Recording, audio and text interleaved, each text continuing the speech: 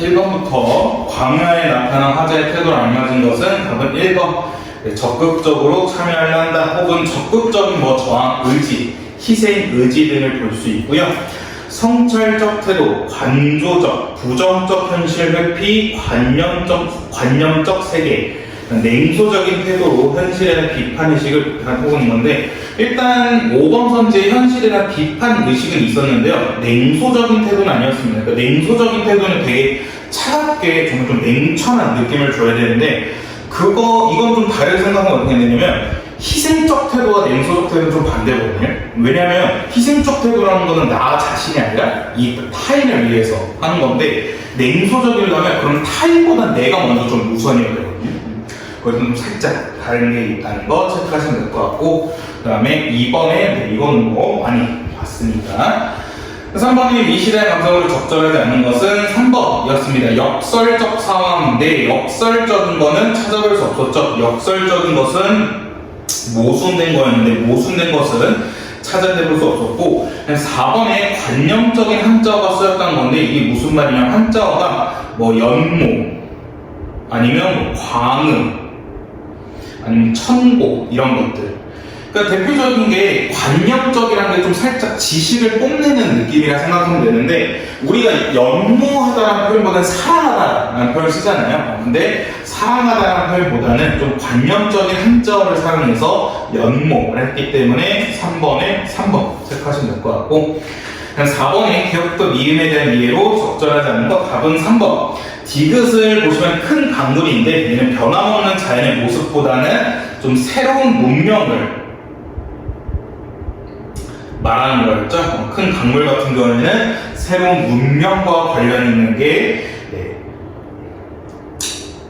맞았고요. 그래서 4번에 그럼 3번이었고, 그 다음에 가와 상징하는 가와 관련 있는 거, 가는 어디 있어?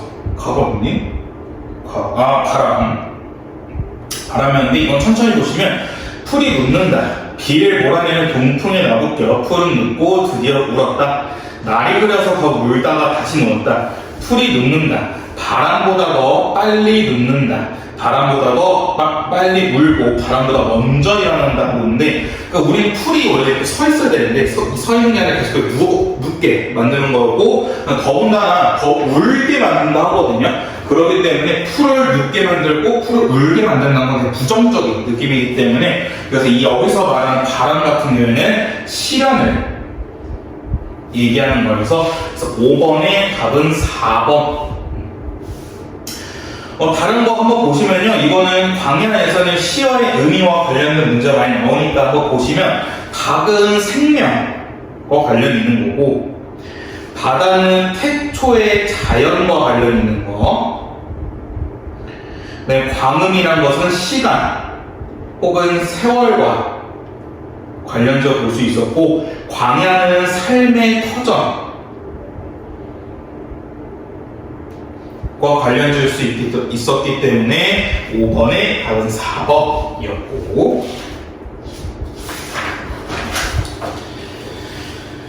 그 다음에 7번에 이건 보면 B의 상징적인 당연히 민족적 삶의 터전, 역사적 공간 체크할 수 있겠고요. 8번 신의 밤과 관련된 문제였는데, 답은 5번 상대 높임 표현과 부드러운 어조가 주제를 나타내는 건데, 이 주제가 생명 존중 아니 공존 이런 거와 관련이 있어서 조금 느낌 자체가 부드러워야 되기 때문에 말투 역시 되게 부드럽게 말한다는 거였죠. 그래서 이 상대 느낌 표현, 분뇨 혹은 부드러운 어조가 주제를 나타내는데 도움을 준다 체크할 수 있겠고요. 9번의 가나다 같은 경우에는 서로 도움이 되는 생명의 순환, 상호 연결된 관계가 체크할 수 있겠고, 10번에 적절한 것, 답은 4번 A와 C는 대조적 가치관이 반영된 공간이다 라는 거. 이건 어려운 게 없었고요. 11번에 A를 평가하는 내용,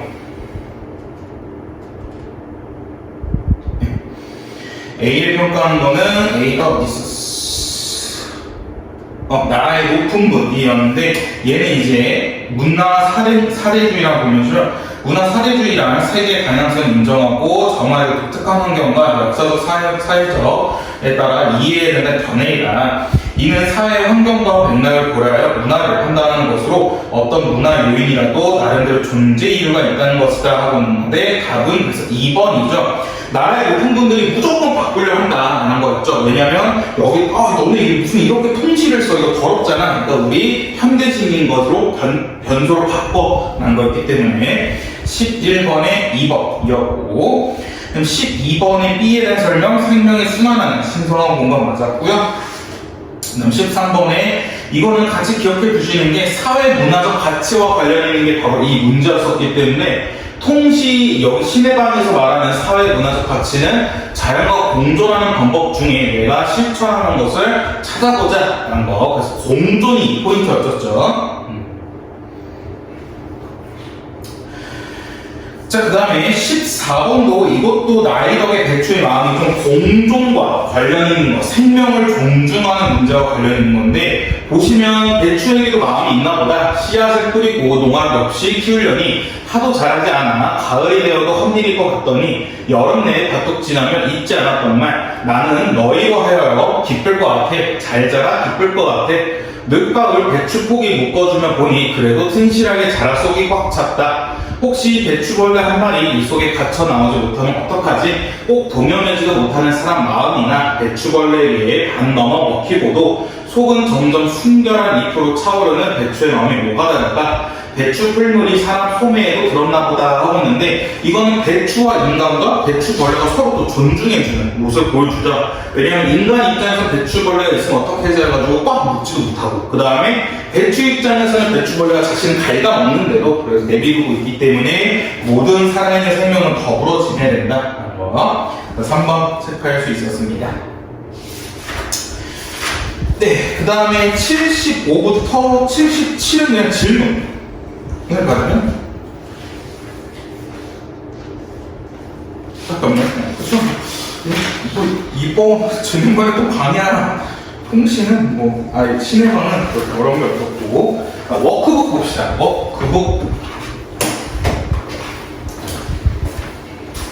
워크북이 훨씬 더 쉬웠죠.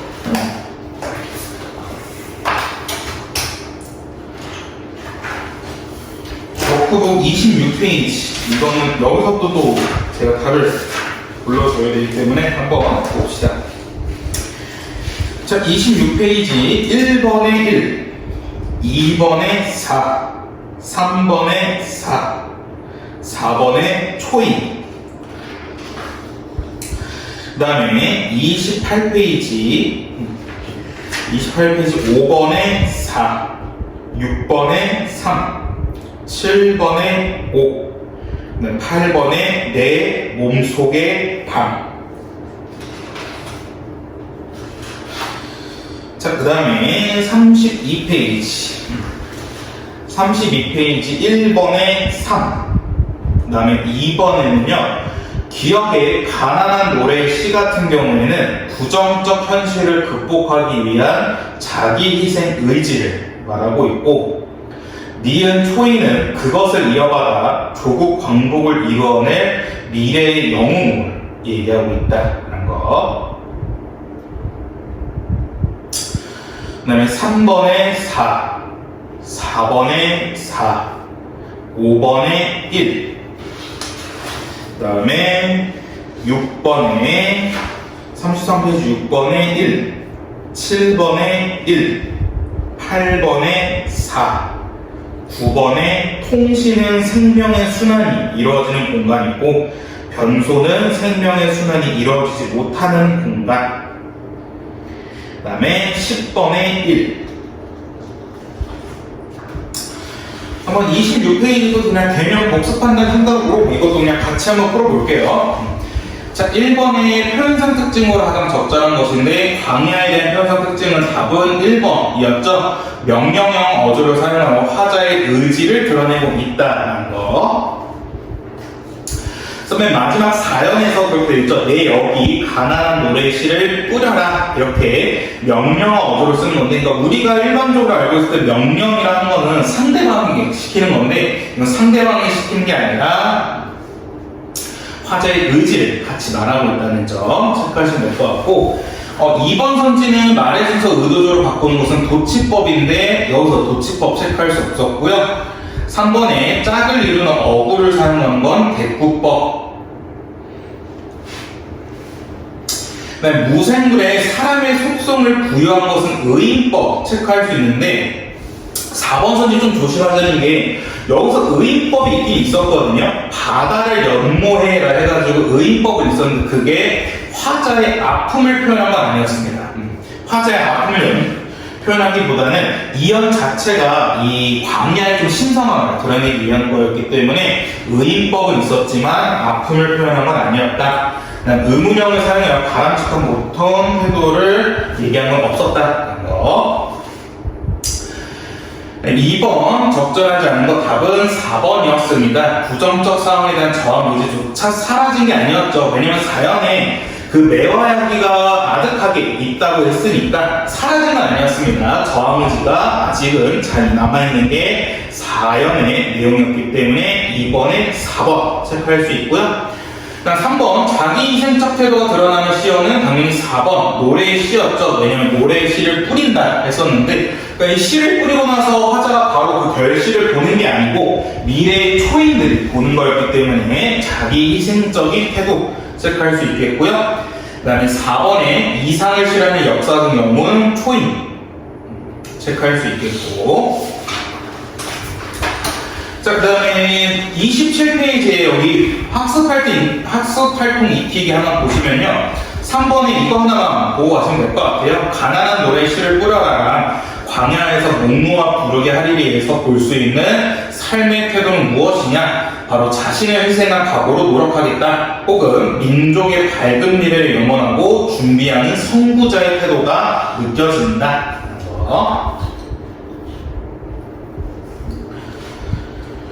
자, 그럼 28페이지 본문 쌓기 5번 보시면 답은 적절하다는 것 4번이었죠. 대상을 부정적으로 여기지만 그와 반대로 표현하는 것은 반어법이었는데 여기서 반어법 볼 수 없었습니다. 네, 3번 선지 하나 보시면 친근감을 주는 종결어인데, 친근감을 주는 종결어는 이것은 뭐뭐 군요를 사용해서 되게 부드럽고 친근감을 주는 어조를 사용하고 있었다라는 거. 자, 이다음에 6번에 화자의 생각으로 적절한 것 답은 3번이었고요. 자연 속에서 생명이 있는 존재는 모두 연결되었다. 그래서 순환성에서 얘기하고 있고, 그 다음에 화자의 속으로 다른 것은 5번이었죠. 변소는 편리성만 추구하는 것, 자연과 인간이 분리되어 있는 것을 얘기하는 거였기 때문에 7번에 5번이었고, 그 다음에 기억과 통시와 유사한 성격을 지닌 공간은 바로 내 몸 속의 방이었던 거. 그래서 3어절이란 것은 -1 해가지고 띄어쓰기를 2번만 하면 되거든요. 그래서 여기 보시면 내 몸속이 띄고 몸속이 띄고 이런 식으로 띄어쓰기를 2번 썼기 때문에 3어절 체크할 수 있겠고, 그 옆에 핵심 속속이 이거 다시 한번 통시와 변소의 대조 이거 꼭 체크해 주세요. 아마 이번 시험도 똑같이 객관식 한 24문제다가 서술형도 5문제, 6문제 나올 텐데, 만약에 신의 방이랑 광야, 그러니까 시험범위 들어가면 특히 신의 방 같은 경우에는 이게 그냥 서술형으로 써라 하고 나올 수 있으니까 잘 기억해 주시고. 자, 그 다음에 32페이지. 32페이지 1번에 각 연에 대한 설명으로 적절하지 않는 것인데, 답은 3번. 빛과 어둠이 끊임없이 대립하는 건 아니었죠.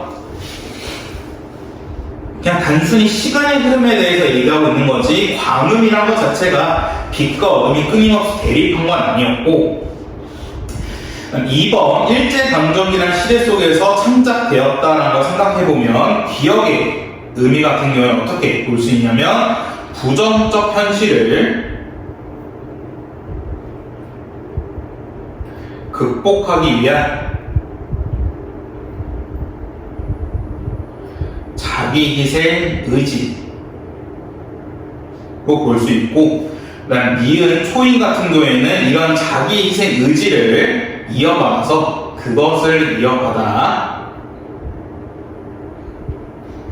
조국 광복을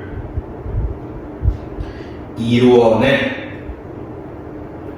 미래의 영웅을 얘기하고 있다는 것.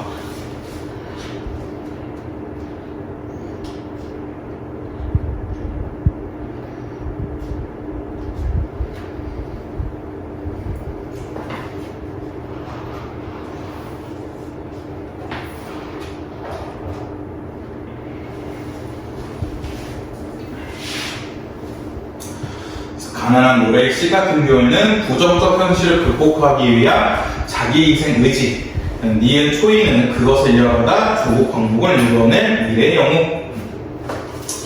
그다음 3번 죄송합니다. 표현 방식이라는 설명으로 적절하지 않은 것. 답은 4번 불가능한 상황을 가정한 건 없었습니다. 그러니까 이게 이육사 시 작품이어서 불가능한 상황 가정한 거 있을 것 같은데 라고 느낌이 들 수 있겠지만 여기서는 그런 가정이 없었기 때문에 틀렸고, 그 다음 4번의 화자에 대한 설명 적절한 것. 4번 광야는 부정적 상황 속에 있다고 인식하지만 자신을 희생함으로써 극복하려 한다는 거. 5번 시어와 시구의 상징적 의미를 적절하지 않은 것. 답은 1번이었는데 광야가 생기고 오래 흘렀음을 어디를 통해 나타내고 있냐면요, 부지런한 계절이 피어선 지고가 바로 이 세월이 오래 흘렀음이라는 걸 체크할 수 있는 거고, 큰 강물이라는 것은 문명과 관련 있는 거였죠. 그래서 이 차이점 잘 체크해 주시면 좋을 것 같습니다. 광야가 생기고 세월이 오래 흘렀음을 나타내는 것은 부지런한 계절이 피어선 지고 파트였었고, 큰 강물은 문명을 나타낸다는 거.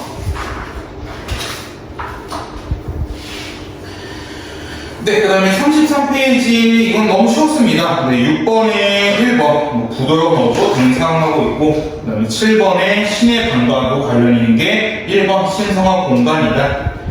생명의 순환으로 적절하지 않은 것. 4번 3번 죄송합니다. 4번 생명이 끝나 버려진 건 관련이 없었고, 통신은 9번의 통신은 생명의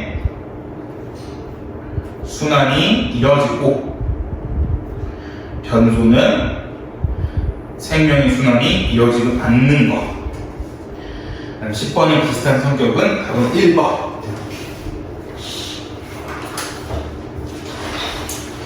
면 될 것 같습니다. 43페이지 후딱 광야랑 신의 방 개념 정리 다시 한번 복습하고요. 그 다음에 쉬는 시간 갖고 황망들 보도록 합시다. 자, 43페이지 후다닥 봅시다. 이육사의 광야라는 작품이었습니다. 일단 주제부터 보시면요, 조국 광복과 민족의 이상 실현에 대한 의지와 염원을 보여주고 있고, 그래서 이걸 말하기 위해 어조는 되게 비장한 어조로 얘기했습니다. 자, 이 특징 4가지 잘 기억해 두셔야 되는데 별표 쳐놓고, 독백적 어조를 사용해서 내년에 신념을 잘 보여주고 있다. 광활한 공간과 유구한 시간을 조화시켜서 시상을 전개하고 있다는 건데, 그러니까 시간이 되게 길었습니다. 태초부터 지금까지 엄청난 긴 시간을 얘기하고 있었기 때문에 그거 체크할 수 있고요. 그 다음에 눈과 뇌와의 대조를 통해 현실 극복 의지를 표현하고 있다. 무엇보다 시간적 순서에 따라 시상을 전개하고 있다라는 거 체크하시면 좋을 것 같고요. 자, 그 다음에 구성과 내용 보시면 1, 2연을 보시면 차마 이것을 범하던 못하였으리라는 건데, 그러니까 이거는 지금 산맥과 그 바다들이 감히 여기를 침범하지 못했다, 그런 공간인 매우 신성한 공간인데 어떠한 외부 세력도 우리 터전을 훼손하지 못한다는 의미로서 여기서 추가하는 의미가 바로 그거였죠. 그러한 우리의 광야, 우리의 조국을 침범한 일제에 대한 부당함을 비판한 것도 체크할 수 있었습니다. 그러니까 우리 민족의 삶의 터전인 이 한반도, 광야는 엄청나게 신성한 공간인데 그런 신성 공간이 너네 일본 애들이 우리나라를 침범했으니까 너네 엄청난 신성 공간을 지금 침범한 거야 라면서 일제의 부당함을 비판한 것도 체크할 수 있었고요. 그다음 마지막 5연에서는 이 광야에서 농노와 부르게 하리리 해서 화자의 광복에 대한 의지의 태도도 체크할 수 있었다는 점 보시면 좋을 것 같습니다. 자, 그 다음 그 밑에 핵심 요소의 시와의 상징적 의미. 자, 얘는 다시 한번 형광펜 칠하시고 별표 하셔야 됩니다. 광야에서 이러한 시어, 시구의 상징적 의미는 반드시 시험에 나오기 때문에 꼭 기억해 두셔야 되는데, 광야는 우리 민족의 삶의 터전, 민족의 역사가 펼쳐지는 공간에 대해서 얘기하고, 눈은 고난과 시련, 매와 향기는 고매한 의지와 절개 혹은 광복 의지를 얘기하고 있었고, 가난한 노래의 시는 자기 희생적인 헌신을 체크할 수 있었고요. 초인은 그러한 우리의 민족의 아무런 현실을 극복해 나갈 수 있는 지도자 혹은 주인공에 대해서 얘기하는 게 바로 초인이었습니다. 그렇기 때문에 광야에서는 이러한 시어의 상징적 의미 잘 체크해 주세요. 네, 그 다음에 넘어가서 46페이지 한번 보시면 광야의 표현상 특징 문제가 조금 더 구체적으로 나와 있는데, 네, 감각적인 표현이 있었습니다. 감각적 표현이라는 것은 시각, 청각, 후각 이런 식의 감각적 심상을 쓰는 거였는데, 첫 번째 청각적 심상을 썼고요. 두 번째 후각적 심상을 쓰고 있다는 점. 청각적 심상은 다 우는 소리, 그 다음에 후각적 심상은 매와 향기, 이 두 가지를 통해 감각적인 표현을 쓰고 있고요. 그 다음에 수사법으로는 서리법과 의인법이 있었습니다. 서리법은 의문형을 사용하여 이 의미를 좀 더 강조하는 효과가 있는데, 소리 들렸으랴 라는 식의 의문형 어미를 통해 강조하고 있고요. 의인법은 산맥들이 바다를 연모한다 해서 사람이 아닌 산맥이 마치 사람처럼 바다를 연모한다 했었고요. 이러한 의인법을 통해 휘달린다는 걸 통해 역동적인 이미지, 움직임이 있는 이미지까지 드러내는 게 바로 광야의 포인트였습니다.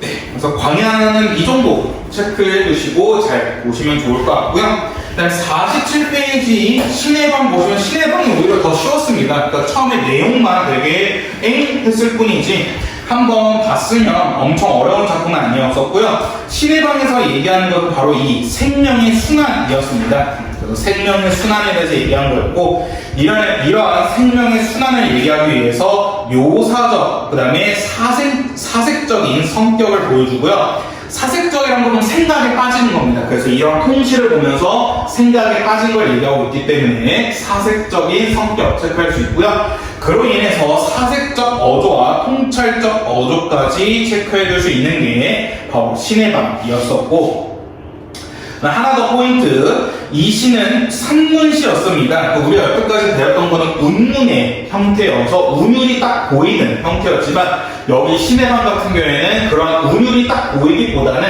좀 소설처럼, 수필처럼 그냥 쭉 문장이 길게 얘기한 산문시의 형태를 보여주고 있다는 거 체크해 주시고요. 그 밑에 표현상 특징 4가지 예로 별표 쳐놓고 잘 기억해 주셔야 됩니다. 제주도의 전통적 공간 통시에서 생태적 순환의 의미를 읽어냈고요. 생태적 가치관과 편리성, 효율성을 추구하는 가치관을 대조하고 있고, 산문 형식을 통해 일정한 운율적 요소를 형성하고 있고요. 그 다음에 뭐뭐지옥, 뭐뭐군요라는 부드러운 종결음이 혹은 친근감을 주는 종결음을 사용해서 화자의 정서를 유연하게 드러내거나 아니면 주제를 좀 더 효과적으로 잘 드러냈습니다. 이러한 부드럽고 친근한 종결음이 혹은 상대의 높임의 종결음을 사용해서 화자의 정서와 주제를 잘 드러내고 있다는 거. 자, 그 다음에 핵심 요소에, 자, 이것도 형광펜, 변소와 통시의 비교. 자, 얘네 꼭 잘 기억해 두세요. 형광펜 칠하시고. 둘 다 인간의 배변의 공간이지만 통시는 인간과 자연의 조화를 체크할 수 있고요. 변소는 분리된 모습을 체크할 수 있었고요. 자, 그다음 그 밑에 문체적 특징 역시 별표처럼 꼭 기억해 두셔야 되는데 상문적인 서술과 부드러운 어조를 사용하여 인간과 동물, 자연과의 상생과 부드러움을 포용을 특징으로 하는 생명의 이치를 잘 노래하고 있다. 이것까지 체크해 주시기 바랍니다. 네, 그 다음에 50페이지. 50페이지 얘 하나만 보시면요. 얘도 표현성 특징 하나만 보고 가시면 네, 감각적 표현으로는 시각적 표현이 있었습니다. 시각적이라는 건 눈으로 봐야 되는 건데 반들거리는 검은 털, 날렵한 주둥이 얘 다 눈으로 봐야 알 수 있는 거였기 때문에 시각적 이미지 체크할 수 있었고요. 그다음 통시가 나한테 손을 내밀어 준다 했었기 때문에 얘도 의인법 체크할 수 있겠습니다.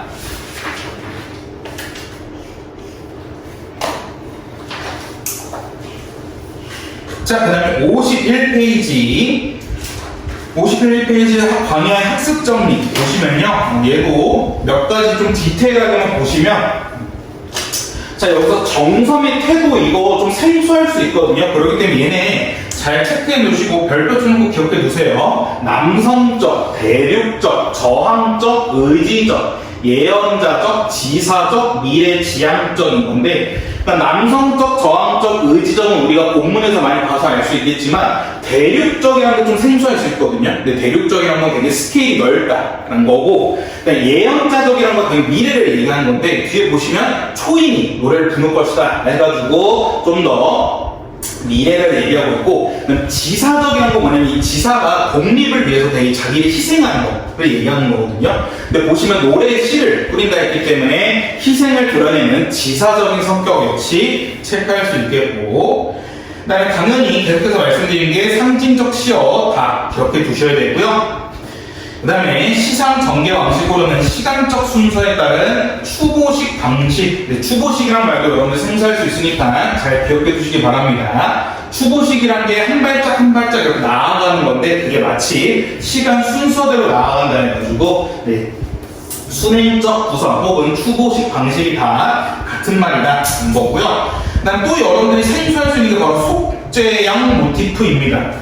속죄양 모티프가 뭐냐면요. 그냥 말 그대로 희생해서 구원하겠다는 그게 바로 이제 속죄양 모티프이기 때문에 이거 체크해 두시면 되고 또한 연과 행 대화의 균재미와 안정감이 느낍니다. 이게 무슨 말이냐면 각 연이 3행으로 규칙적으로 그다음 무엇보다 1행보다 2행이 2행보다 3행이 좀 더 길어서 안정감 있게 느껴집니다. 오케이?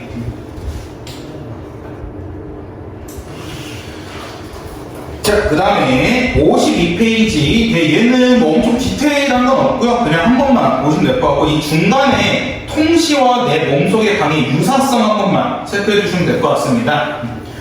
둘 다 생명활동이 일어나는 곳이다 라는 거 체크해 주시고 보시면 좋을 것 같습니다. 네, 그래서 여기까지가 광야랑 이육사 광야랑 시네마 작품이었고요. 그럼 지금 10분 쉬었다가 우리 뒤에 있는 몇 페이지요?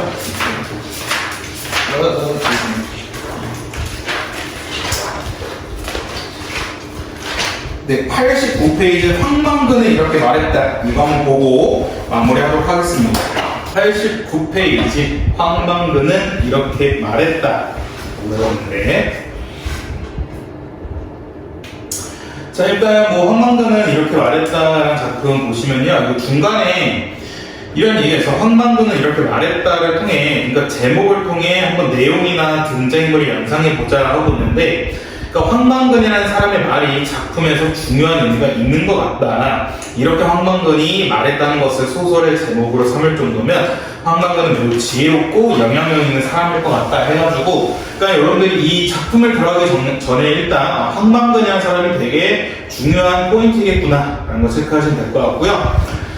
그래서 그 밑에 제재 대강 보시면 일단 이거 농촌과 관련된 작품입니다. 근데 농촌 중에서도 90년대 말 작품인데, 그러니까 여러분들 이 90년대 말의 모습을 좀 생각하셔야 되는 게 90년대 말에는 이제 좀 우리나라에 좀 자유무역이 되게 많아졌거든요. 그러니까 뭐냐면 원래 외국산 수입품이 들어올 때 좀 관세가 붙어서 좀 가격이 비싸져야 좀 이 우리나라 국내에 생산되는 물건들이 조금 가격 경쟁력이 있었던 모습이었는데 90년대 말부터는 이 자유무역이 많아지면서 관세가 없어졌습니다. 관세가 없어졌고 그다음에 특히 이 관세가 없어지면서 좀 힘들었던 데가 바로 농촌이거든요. 여러분들 그 미국 같은 데 보면 미국은 농촌에 그 경작지에 물 줄 때 우리 기껏해야 분무기 같은 게 꾹 뿌리잖아요. 근데 걔네는 스케일이 워낙 크다 보니까 헬기로 뿌립니다. 헬기로 위에서 쫙 뿌리는데 그래서 걔네는 거의 대부분 기계식으로 다 하거든요.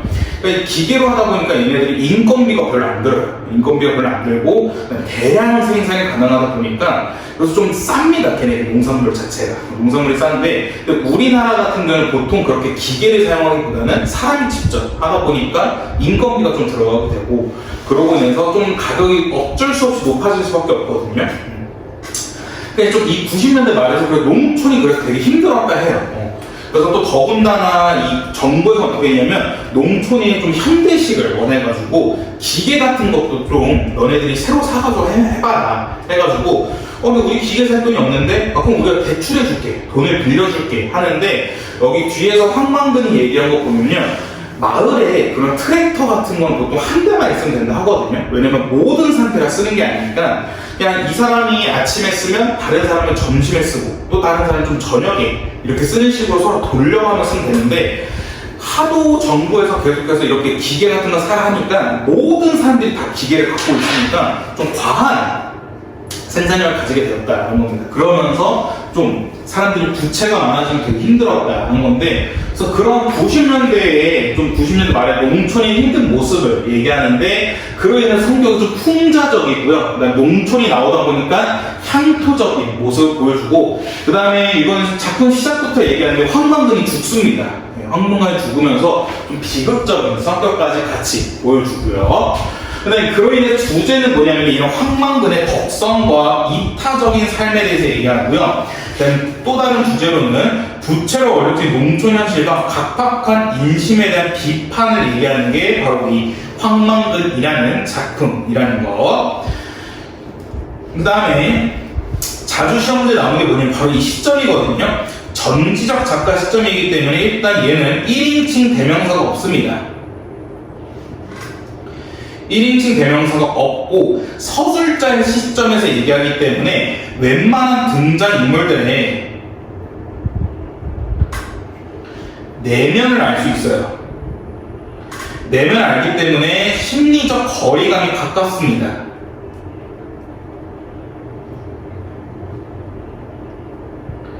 근데 여기서 여러분들 좀 체크해 주시는 게 뭐냐면 얘가 전지적 작가 시점인데 앞에 가로치고 제한적 전지적 작가 시점인 걸 좀 체크해 주셔야 돼요. 그러니까 이게 뭐냐면 우리가 일반적으로 알고 있는 전지적 작가 시점은 아니고요. 얘가 좀 제한적인 전지적 작가 시점이거든요. 왜 그러냐면 중간중간 부분마다 민씨의 관점에서만 얘기를 해요. 그러니까 우리는 전지적 작가 시점이면 여기에 등장한 황망근의 어머니, 황망근의 아들, 그 다음에 민씨, 이장, 모든 사람들의 속마음을 다 알고 있어야 되는데 얘는 제한적인 전지적 작가 시점이다 보니까 어쩔 수 없이 몇몇 인물들의 속마음을 잘 모릅니다. 그렇기 때문에 민씨의 입장에서 좀 많이 말하는 게 많아서 그래서 얘는 모든 인물들의 내면을 다 알지 못하는 제한적인 전지적 작가 시점이다라는 거 기억해 두시면 될 것 같고요. 그래서 이게 일단은 내용이 되게 깁니다. 내용이 되게 길기 때문에 이거 아마 전체를 다 읽으면서 수업하면 우리 오늘 아마 안 끝날 거예요, 수업이. 왜냐면 되게 깁니다, 여러분들. 190부터 104예요. 근데 여러분들 이거 가뜩이나 교재 보면 글자도 작거든요. 글자도 작은데 되게 깁니다. 왜냐면 이게 처음부터 결말까지가 다 나와 있고 중간에 한번 중량 부분 줄거리가 조금만 있을 뿐이지 엄청 길기 때문에 그냥 주요 파트만 빠르게 보고 그 다음에 중요하지 않은 내용들은 제가 넘어가면서 그냥 설명만 들고 넘어가도록 할게요. 자, 그러면 90페이지 들어가 보도록 합시다.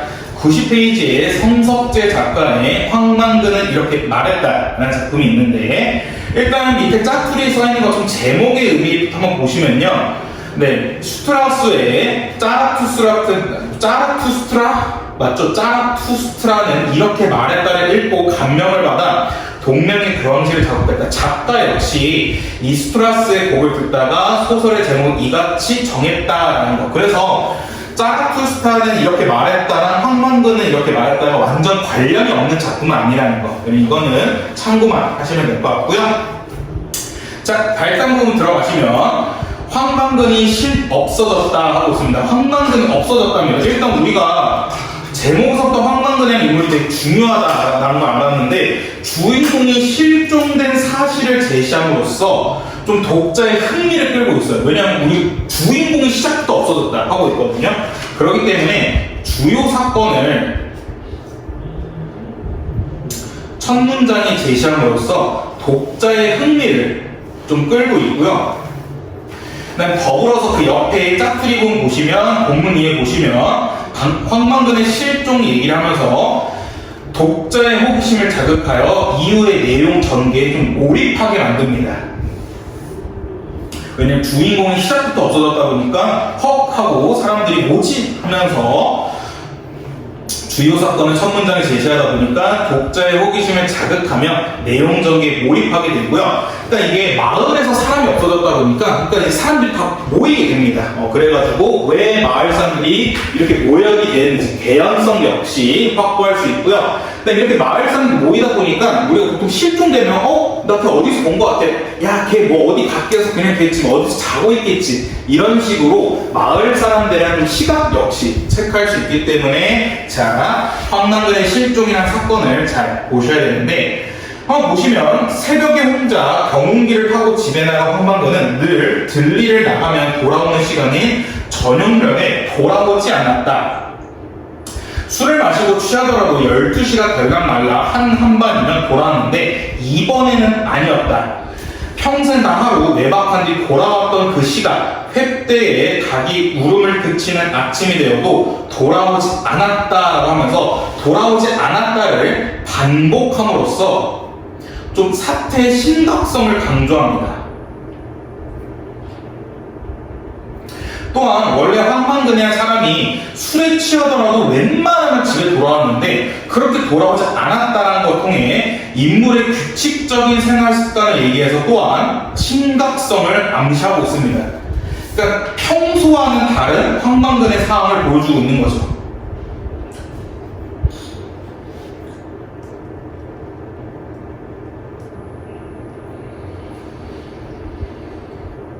그럼 이렇게 되면 이제 우리가 황만근이 그냥 단순 실종된 게 아니라 죽었을 수도 있겠구나 라고 생각하면서 독자는 더욱더 이 작품에 몰입하게 됩니다.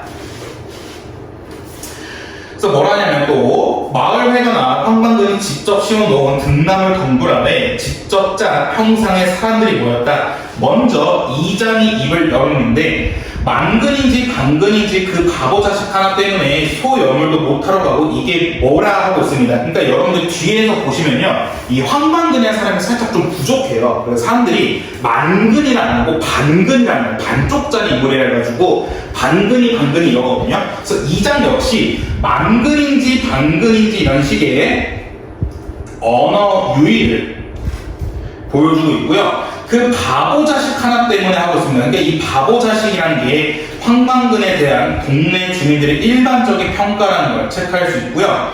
그러니까 이 장이 보면 좀 되게 이기적입니다. 왜냐면 사람이 없어졌고 이 장이라는 사람이 마을의 책임자인데 마을 사람이 하나 없어졌는데 그 하나 때문에 일도 못하고 이게 뭐야? 라는 식으로 좀 무책임하고 이기적인 모습을 보여주는데 20마리나 되는 소가 한꺼번에 밥 먹는 게 중요한가? 혹은 바보 자식 한 애가 어디 가서 술 처먹고 집에 안 돌아오는 게 중요한가 서브를 하면서 이 장은 자신의 일만 생각하는 몹시 이기적인 태도를 보여주고 있습니다.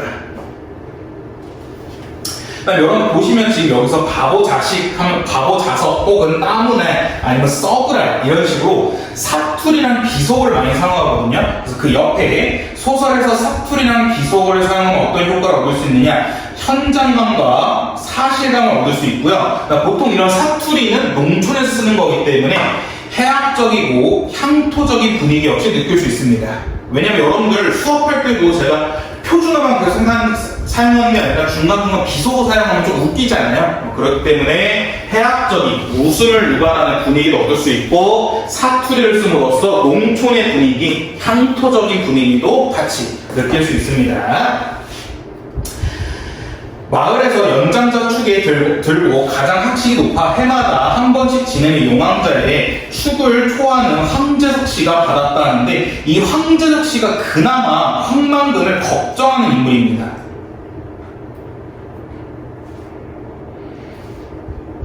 그래서 뭐라냐면 그래도 진례 원래 있던 사람이 없어지면 필시 연우 이유가 있는 기라 사람이 바늘이야 모래냐 기약 없어지는 게 어딨어. 그러니까 사람이 왜냐면 여러분 바늘이라는 게 꼭 찾으려면 없어지거든요. 그렇기 때문에 제가 사람이 바늘도 아니고 그냥 없어질 수 있겠냐 하고 있고요. 암만 그래도 우리 동네 사람 아니냐 망근 이것도 뭐라냐면 방근이 아니다 하고 있습니다. 그러니까 황재석 씨는 지금 망근이를 오히려 좋은 사람처럼 말하고 있어요.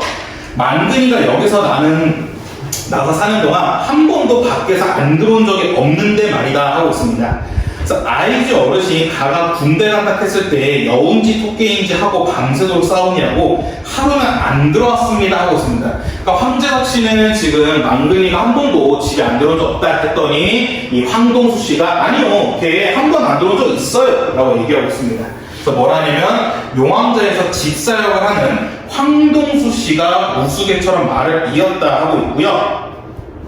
근데 여기서 보시면 인물들의 이름이 되게 비슷합니다. 황만근, 황재석, 황동수 다 황씨거든요. 이렇게 다 황씨의 이유가 뭐냐면요. 뒤에 보시면 아시겠지만 보통 이 당시 농촌은 그 한 가족, 집안 자체가 집안에 그 농촌에 다 지냈었기 때문에 그 사회적 배경도 체크할 수 있습니다. 앞치마를 벗기도 전에 황만근의 아들이 찾아와 황만근이 집에 돌아오지 않았다고 하길래 어떨결에 동네 사람들을 불러 모은 역할을 하게 된 민 씨는 분위기가 이상하게 돌아간다 생각합니다. 왜냐하면 황만근이 없었는데 이 황만근을 걱정하지 않아요. 그래서 민 씨는 이거 좀 뭔가 이상한데 의아함을 느끼면서 참전을 하기 시작합니다. 자, 그 다음 페이지 91페이지. 그래서 뭐라냐면 어제 걸비대회 한다 하고 간 사람이 누구누구입니까? 라는 건데 걸비대회라는 게 뭐냐면요 좀 그냥 사람들이 한마디로 좀 집단 행동을 하는 거. 그래서 다 같이 모여가지고 어디로 가가지고 이거는 반대한다 이건 반대한다 이러면 좀 시위하는 거야. 걸비대회 하는데 그래서 걸비대회 한다 하고 간 사람 누구누구입니까? 황만근 씨하고 같이 간 사람은요 걸비대회 한동안 본 사람은 없나요? 하고 있는데 자리에 모인 대여섯 명의 황씨들, 그래서 대여섯 명의 황씨들을 통해 아까 제가 방금 말씀드린 같은 성씨끼리 모여 사는 집성촌을 공간적 배경으로 한다는 걸 알 수 있고요. 서로의 얼굴을 마주보더니 모두 고개를 흔듭니다.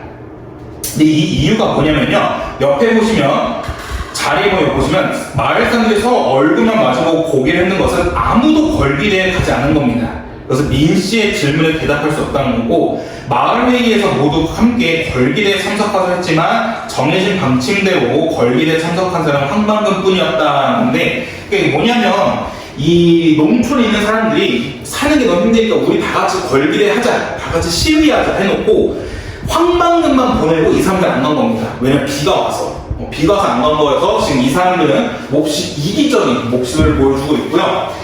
그 사람이라고 몇 명이나 되나 군 전체 사람이 모두 모이는 건데 100명이 될라나 한데 만근이는 돼지 고기 반근만 해서 그런지 안 보인다 하고 있고요. 그래서 여전히 계속 황만근을 조롱합니다. 그다음 또 만근과 반근이라는 발음이 유사한 것을 통해 언어 유희를 또 계속해서 보여주고요. 그래서 2장은 계속 빈정거리듯 말을 이었다 해가지고 2장은 전혀 걱정하지 않으면서 말장난으로 일관하고 있습니다. 그러니까 혹은 방관하고 있다는 걸 체크할 수 있습니다. 왜냐면 2장은 계속해서 망근인지 방근인지 혹은 돼지고기 반근만 해서 이런 식으로 말장난하면서 전혀 걱정하지 않아요. 근데 이 이유가 뭐냐면요, 이장이 황망근을 보냅니다. 일부러 걸기대에. 그래서 이장은 뒤에서 보시면 아시겠지만 좀 자기의 체기를 회피하기 위해서 일부러 그렇게 걱정하지 않는 말장난으로 일관하는 모습을 계속 보여주고 있고요. 그래서 민씨는 이장이 걸기대의 전날 황망근을 따로 불러 무슨 말을 건네면서 기억해냈다. 그젯밤에 내일 걸기대 한다고 사람들이 모였을 때 이장님이 황망근 씨한테 뭐라 하셨죠? 모임 끝에 이장은 민씨를 힐깃듯 노려보았던 겁니다. 그러니까 이게 뭐냐면 이제 자신에게 책임을 묻고 있으니까 민씨를 좀 경계하는 겁니다. 아니, 농민 보고 농민 걸기대에 꼭 나가라 하는데 그게 뭐가 잘못됐냐 하면서 좀 의례적인, 의례적이라는 것은 형식적인 대답만 하고 있는 거예요. 그래서 민씨는 자신도 모르게 따지는 어조가 되었다. 군 전체가 모두 모여도 몇 명 안 되었다면서 그런 자리에 황망근 씨가 꼭 가야 합니까? 아니, 황망근 씨만 가야 할 이유가 있습니까? 라는 건데, 왜 그러냐면 좀 황망근 씨가 좀 어수룩했거든요. 그러니까 조금 사람보다 떨어진 사람이었는데, 그러니까 그런 어수룩한 곳에 황망근을 꼭 보내야 되냐라고 지금 콕 집어서 얘기하고 있고요.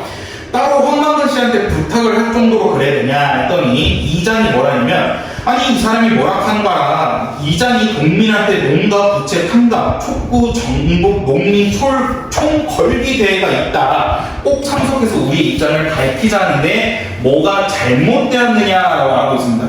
그러니까 이장은 뭐라면 그냥 이장으로서의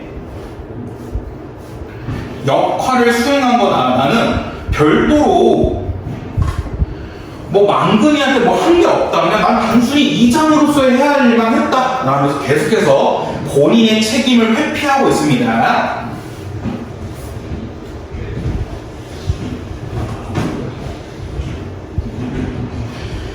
그래서 뭐라냐면, 아니, 잘못이란 게 아니라 다른 사람 다 놀았는데 왜 황망근 씨가 모르는 거냐 했더니 내가 아니야. 읍에 가보니 장날이더라고. 보나마나 어디서 술 처먹고 주질러 앉았을 기라 백리길을 경운기 끼고 갔으니 시간도 많이 걸렸을 거 하고 있는데, 그러니까 여러분들 경운기 하고 보시면 아시겠지만 엄청 느립니다.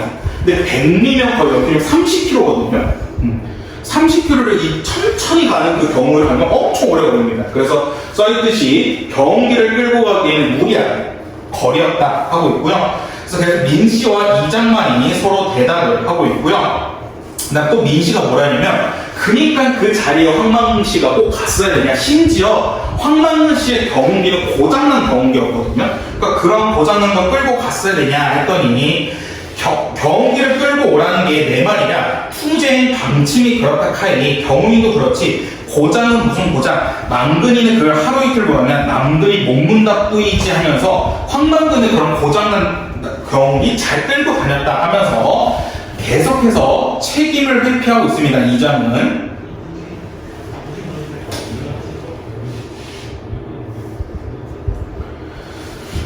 그래서 뭐라면 또 이 민씨가 뭐라냐면, 그럼 이장님은 왜 경운기를 안 타고 트럭을 타고 가셨냐. 이장님부터 솔선수범해야지 다른 국민들은 따라할 텐데 지금 거꾸로 가고 있지 않느냐라는 겁니다. 그러니까 모범이 돼야 할 이장은 트럭을 타고 황망근은 경운기를 타고 온 상황이 말도 안 되지 않냐라고 얘기하고 있고요. 이장도 뭐라냐면요, 내가 민사노소에서 인원 점검하고 다른 이장들하고 의논도 해두고 얼마나 바쁜 사람인데 경운기를 타고 언제 가고 있냐. 다른 동네 이장들도 민소 앞에서, 그러니까 면사무소 앞에서는 모이고 트럭 타고 갔는데, 그리고 그 앞에서만 경운기를 타고 갔었다. 군청에 갔는데 비도 와가지고 온 사람이 몇 없었다. 그래서 소리만 몇 분 지르고 왔다라고 하면서 그냥 이 걸기대회가 형식적인 걸기대회였다는 것을 체크할 수 있습니다.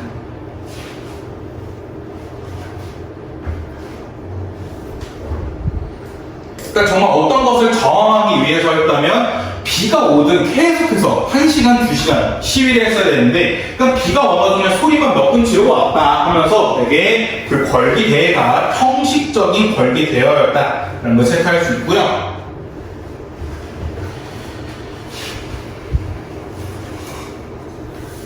그리고 또 뭐라 하냐면, 국도의 차들이 미치광이처럼 쌩쌩 달리는데 어떻게 그거를 또 경운기 타고 가냐라고 했더니 민씨가 뭐라냐면 국도를 갈 때는 여러 사람이 한꺼번에 경운기를 끌고 가자는 거 아니었냐, 시위도 하고 의지도 보여준다면서요. 허허 낙참하고 있는데 여기서 이제 무책임한 타도에 어이없어 하는 겁니다. 와, 이 사람 갑자기 왜 말을 바꿔? 하면서 어이가 없네 이러고 있고요. 이제 이장이 뭐라냐면 아침부터 바쁜 사람 불러내놓고 사람 말을 알아도 못하고 엉뚱한 소리만 했냐, 누구 멘트로 반동가리가 난다 하는데 이때 누구가 바로 황망근이 얘기하거든요. 그래서 이장이 지금 민씨한테 누구처럼 황망근처럼 너도 반쪽짜리가 되었느냐 하면서 욕하니까 민씨가 결국엔 화를 냅니다. 그래서 민씨가 화를 내니까 이장과의 갈등이 점차 고조되고요. 그래서 반편이 누가 반편입니까? 라고 하면서 항의를 민씨가 했더니 이장이나 지도장이 하는 사람들이 모여서 방침을 정했으면 그대로 해야지, 양복 입고 자가용 타는 사람 오고 방침대로 경운기 타고 간 사람 오지도 않고 이게 무슨 경우냐 했더니 이장이 이제 어떻게 하냐면요, 이 자식이 누구 앞에서 눈가를 똑바로 두고 소리를 빽빽 지르노 하면서 위협을 하기 시작합니다. 그러니까 이제 자기가 이제 입장이 불리해지니까 소리를 지르면서 위협을 하고요. 뭐라냐고 도시에서 쫄땡 망해가지고 귀농을 했으면 얌전하게 납작 엎드려 있어도 동네 사람 시켜줄까 말까 하는데 뭐라고 내가 망근이 어미냐 이냐, 나이 다 50대인 망근이를 가든 말든지 지가 알아서 해야지 목사리를 끌고 따라다니냐 하면서 지금 끊임없이 자기 회피를 하고 있습니다. 그래서 밑에 보시면 또 얌전하게 앞들어 있어야 된다면서 민씨의 처지를 되게 비하하고 있고요. 그러니까 인신 공격을 해가지고 또 자기의 책임을 끊임없이 회피를 하고 있고, 그 다음에 93페이지 보시면 목사리를 끌고 가니까 지금 또 뭐냐면 논점을 흐리고 있어요. 그러니까 논점을 일탈했는데 지금 민씨가 얘기한 거는 아니 당신이 모범을 보여야 되는데 왜 황망근만 그랬느냐 했더니 이장은 논점을 흐려가지고 아니 그게 중요한 게 아니라 나이를 50이나 먹었으면 알아서 해야 되는 거 아니냐 라고 얘기하면서 지금 논점을 일탈하면서 어떠한 논리적 근거를 제시하지 못하고 있습니다.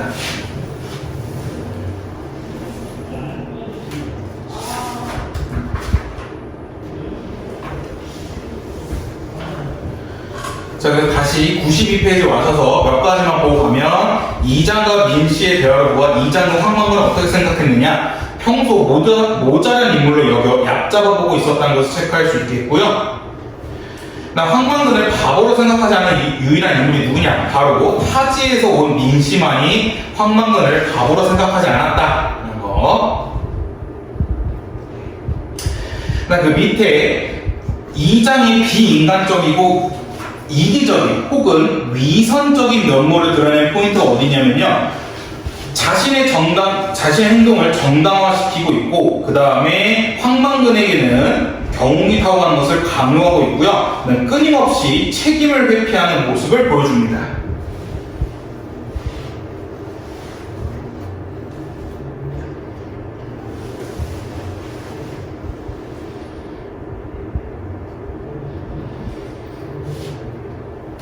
자, 그 다음에 93페이지 그 다음 파트 보시면요, 이제 황망근의 어머니가 나오거든요. 근데 어머니는 뭐라 하냐면요, 그냥 이 황망근이 없어진 이유를 뭐라 하냐면 내가 고등어 안 먹는다 했으면 이런 일이 없었을 거다. 그러니까 내가 괜히 고등어 먹고 싶다 해가지고 우리 망근이 아들이가 고등어 구해오다가 안 온 것 같다 하면서 황망근 엄마는 고등어를 사러 갔다가 이렇게 안 오는 것 같다 하면서 추측하고 있는데, 그러니까 지금 황망근 어머니가 자책하고 있는 거죠. 나 때문에 우리 아들이 못 오고 있다 하고 있는 거고. 여기서부터 이제 마을 사람들의 태도가 확 바뀝니다. 뭐라냐면, 그래서 사람들은 알게 되었다. 황망근이 경운기를 끌고 가는 아침을 차리던 황망근에게 그의 어머니가 고등어 자반이 없으면 밥을 먹지 않겠다는 사실을 하면서 이 사실을 알게 된 뒤부터 사람들이 확 태도가 바뀌고요. 여기서 표현 방식을 보시면 도치법을 썼습니다.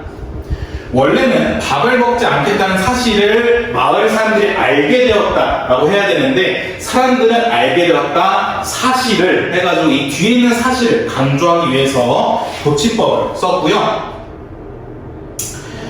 하고 또 2장은 또 뭐라 하냐면 또 비꼬입니다. 반동가리 방근이가 거등이 살아났네, 효자 났네, 효자 났어 라고 얘기하고 있고, 황재석 씨는 유일하게 좀 걱정을 진심으로 하는 사람이었거든요.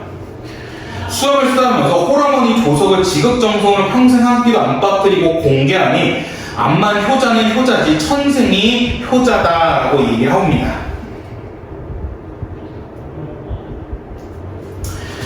자, 그 다음에 이렇게 얘기했고 또 황망근의 아들은 또 다른 얘기를 해요. 황망근 아들은 또 뭐라 하냐면 내가 아버지를 만났는데 아버지한테 냄새가 났다. 그래서 이게 쪽팔리니까 아버지한테 씻고 와! 라고 뭐라 해가지고 아버지가 목욕탕 갔다가 안 오는 것 같다 하면서 또 아들은 다르게 지금 추측을 하고 있습니다.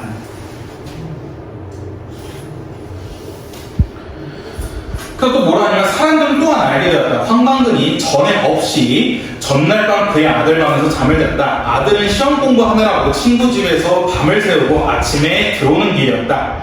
길에서 아버지를 만난 아들은 덴번에 아버지가 자신의 방에서 잔 사실을 알아채었다. 아버지가 자신의 점퍼를 입고 있었기 때문이다. 그래서 당장 옷을 벗어내놓아라. 다시는 내 방에 들어가지 말라고 소리쳤고 제발 좀 목욕탕에 가서 씻고 오라고 했던 것이다. 황방근은 그 길로 목욕탕에 간 것인 줄 몰랐다. 아니면 걸기대가 열리는 늪에 반대편에 온천에 갔든가 라는 식으로 얘기하는데 여기 사람들부터 온천에 갔든가 보시면요, 여기서는 어떠한 감정과 추측에 대해서 얘기하지 않고 그냥 관찰한 사실에 대해서만 얘기하고 있거든요. 그래서 여기서는 관찰자적 시선인 걸 체크할 수 있습니다. 그러니까 전지적 작가 시점이든 1인칭 주인공 시점이든 인물에 대해서 얘기하면 인물의 심리에 대해서 얘기해야 되는데 여기서 보시면 심리가 나온 것보다는 그냥 팩트, 사실에 대해서만 얘기하고 있거든요. 그래서 이렇게 사실만 얘기하는 거는 관찰자적 시선을 쓰고 있다 라는 걸 체크할 수 있겠고요. 그럼 또 보시면 아버지가 자기 옷 입었다고 막 뭐라 합니다. 그래서 여기 통해서 알 수 있는 게 평소 아들의 태도 역시 짐작해 볼 수 있겠죠. 그러니까 아들이 평소에 아버지 황방근을 좀 막대했다는 걸 체크할 수 있겠고요. 그러니까 이렇게 말하니까 마을 사람들은 이제 태도가 확 바뀝니다. 그래서 뭐라 하냐면 그 옆에 어휘구를 또 보시면 허리를 쭉 폈다는 걸 통해서 이제는 2장은 민씨의 추궁에서 벗어나 책임을 계속해서 회피하려면, 그러니까 황방근이 실종되는 거는 내 책임 아니다.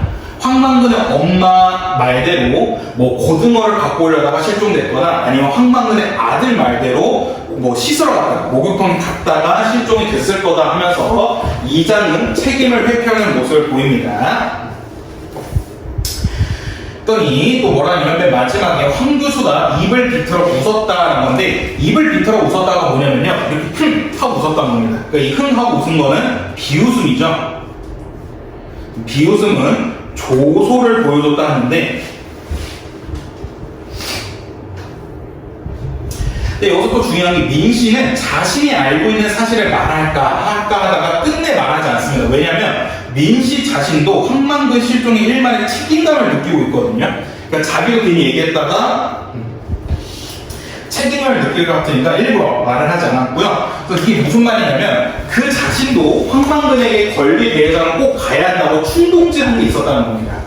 그러니까 황방근이 가야 할까요? 제가 굳이 그런 데 갈 필요가 있을까 했더니 민씨가 가야죠. 가서 우리 황방근 씨의 진심을 보여줘야 됩니다 라고 얘기했기 때문에 그래서 이제 좀 자신이 책임을 느끼고 있는 거고요. 그래서 그러는 동안 모든 사람들이 알게 되었다. 황방근은 집으로 돌아오지 않았다. 동네 사람 누구든 하루 이틀 또는 한두 달 집을 비울 수도 있지만 그렇다고 그 사실을 모든 사람이 알게 된 건 아니다. 그러나 황방근은 하루밖에 지나지 않았음에도 그의 모든 사람들이 그의 부재를 다 느끼게 됩니다. 왜냐면 뒤에 보시면 아시겠지만 황방근이 마을에서 좀 굳은 일을 혼자 다 합니다. 그러니까 변소 치우는 일, 그러니까 이게 앞에 신의 방에서 얘기했던 게 보통 사람들이 그 변소에 가가지고 거름을 만들거든요. 근데 그 거름을 만드는 게 되게 힘들잖아요. 그 거름을 만드는 거를 마을 사람들 누가 있냐 황방근만 했습니다. 황방근만 해가지고 이걸 황방근이 없으니까 다른 사람들이 이제 거름을 만들면서 좀 그런 굳은 일을 통해서 황방근의 모든 주제를 알게 되고요. 그렇지만 누구도 적극적으로 황방근을 찾아 나가지 않았다. 그는 있으나마한 존재이면서도 없어서는 안 되는 존재였다라는 겁니다. 그러니까 있어나마한 존재는 사람들의 일반적인 태도를 볼 수 있고요. 없어서는 안 되는 존재라는 거는 황방근이 그동안 굳은 일을 다 도맡아했기 때문에 없어서는 안 되는 존재이다 라고 있습니다.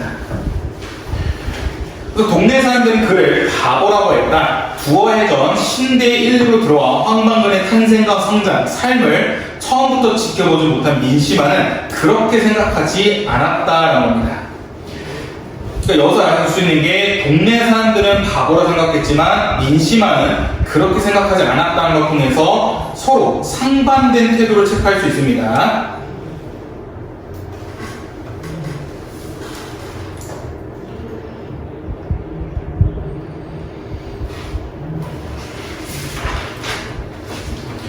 그래서 옆에 보시면요, 황방근 실종에 대한 이장과 화평성의 태도를 보시면 둘 다 실종에 무관심하면서 자신들의 이익만 따지는 이기적인 태도를 체크할 수 있습니다.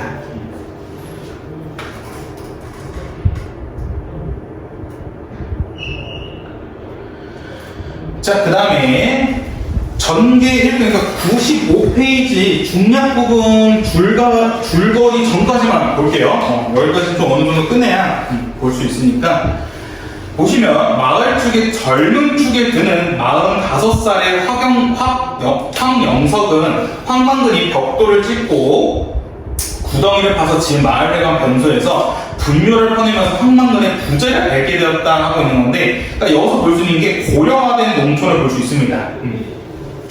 45살이면 나이가 많거든요. 많은데 마을에서는 꼭 젊은 사람을 축한답니다. 이 황영석이가 지금 이 분묘를 퍼내는 걸 거름을 만들고 있다는 거거든요. 거름을 만들면서 지금 황방근의 부재를 알게 되었다는 거고요. 그래서 뭐라냐면 망근이 자석이 있었으면 내가 돈을 100만 원 준다 해도 이런 일 절대 안 한다. 아이고 이 망할 똥냄새, 열이가 싸나서 그런지 독하다 너 독하다, 이게 곡성한테 독이 될지 약이 될지 모르겠구나 하면서 얘기하고 있고요. 그래서 황방근이 있었으면 군말 없이 했을 일이다 하면서 싱글벙글 웃으면서 이 일을 했을 텐데 이러면서 황방근의 겸손하고 성실한 낙천적인 성품과 더불어서 우직함 역시 체크할 수 있습니다.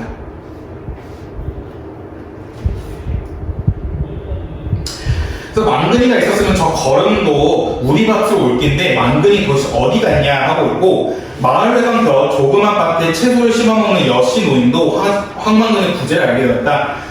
황방근은 마을 공통의 분묘를 역시 자신이 파는 마을 공통의 분묘장으로 가져가서 충분히 익힌 뒤에 공평하게 나눠주었거든요. 이게 무슨 말이냐, 화경성처럼 제가 폈다고 바로 제 밭에 가져다가 뿌리진 않았다는 겁니다. 그러니까 황방근은 몹시 공평무사한 사람이었던 겁니다.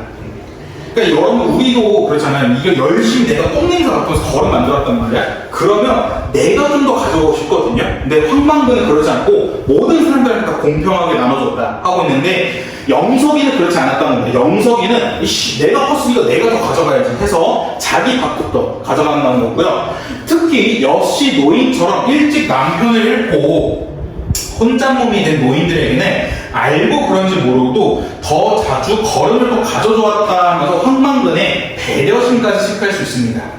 그러니까 이런 노인분들은 혼자 와서 거름을 가져가기 힘드니까 황방근이 조금 더 자주 가져가서 또 얘기하고 있고요. 그럼 또 망근이한테 물어보자 하면서 아이들은 소꿉장난을 하다가 황방근의 부재를 알게 되었다. 공평무사한 것이 황방근의 평생의 처사였다. 그에게는 판단 능력이 없는 듯이지만 시비를 물어가면 언제나 공평무사한 자연의 이법에 대해 깨우치게 되고 분쟁은 종식되었다. 또는 물어보나 명약 관할 일을 두고도 황방근을 들먹였다고 하는데, 이건 망근이도 할 거다 하면서 황방근을 좀 무식하게 생각합니다.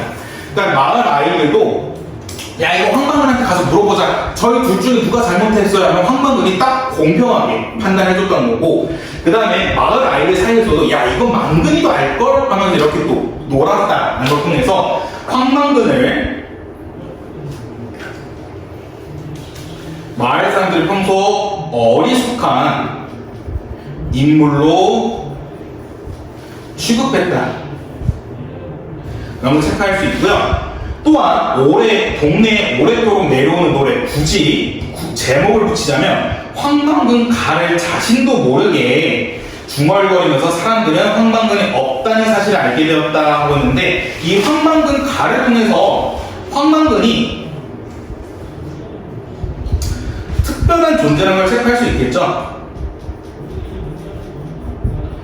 중요한 존재니까 이렇게 황방근 노래가 생길 정도로 황방근 가가 생기게 되었고요. 그래서 여기까지 보시면요, 여기 중요한 부분 줄거리 위까지 보시면 황방근의 인물됨을, 그러니까 성품을 몇 개의 일화로 제시하고 있습니다. 근데 이렇게 몇 개이라고 제시하고 있는 게 바로 병렬적 제시라 해요. 그러니까 황방근은 이렇게 걸음을 만드는 것도 되게 싱글벙글한 낙천적인 성품을 알 수 있고요. 그다음 황방근이 걸음을 만들어서 사람들에게 공평하게 나눠준 걸 통해서 황방근의 공평무상함을 또 체크할 수 있고, 그다음에 황방근이 또 마을 아이들한테도 그런 일화를 통해서 황방근의 어떤 인물인지를 몇 개의 일화, 몇 개의 에피소드로 제시하고 있는 걸 바로 병렬적 제시라고 합니다. 오케이? 자, 그 다음에 94페이지에 여기 핵심 종이 이것만 하나 더 할게요. 황방근과 마을 사람들의 인물 유형. 황방근이라는 사람은 이타적이고 자기희생적인 평균 이하의 인물이지만 전통사회의 인물 유형이고요. 마을 사람들은 이기적이고 타산적인 모습으로 평균을 하지만 자본주의 사회의 인물이다 라는 거.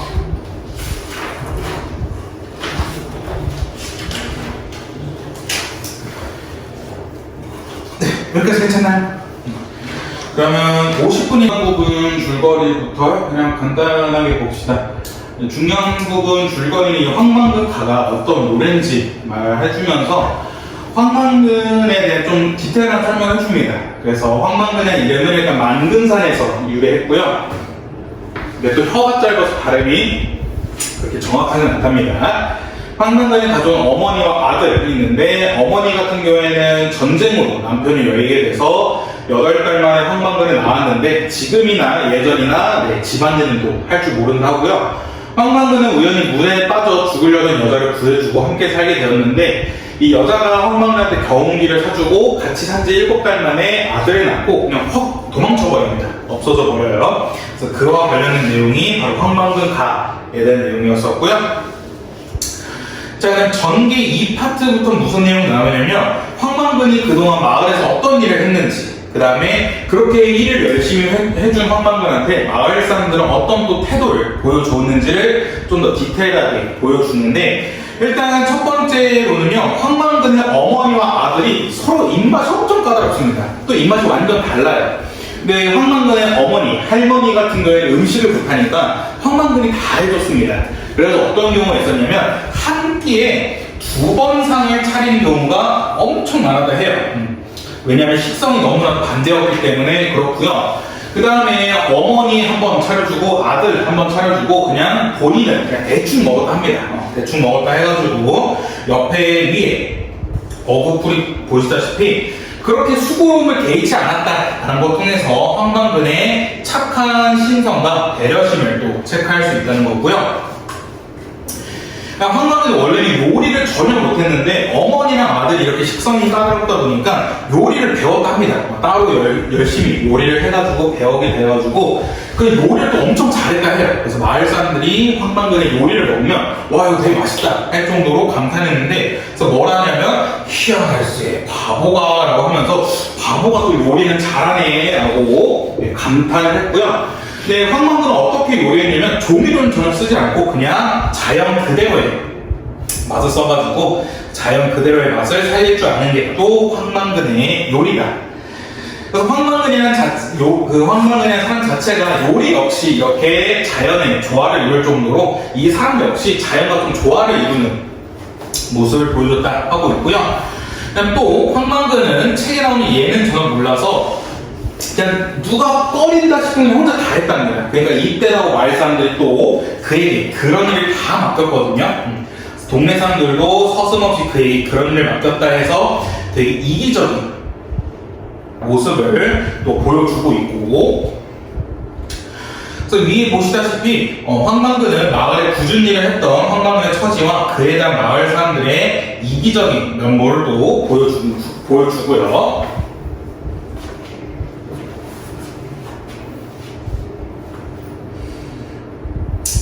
자, 그 다음 페이지 96페이지.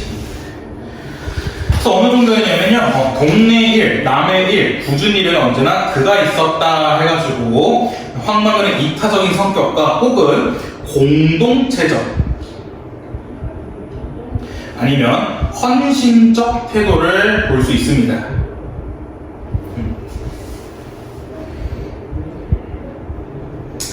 근데 이렇게 말했는데 그 마을 사람들이 고마워하거나 그래야 되잖아요. 근데 오히려 마을 사람들이 생색을 냅니다. 어떻게 생색을 내냐면 A파트인데 반근아, 너는 우리 동네 아니고 어디 인정 없는 도회지 읍내 같은 데 갔으면 진짜 굶어 죽어도 죽었을 거다. 암만 바보여도 고마워할 줄 알아야 한다.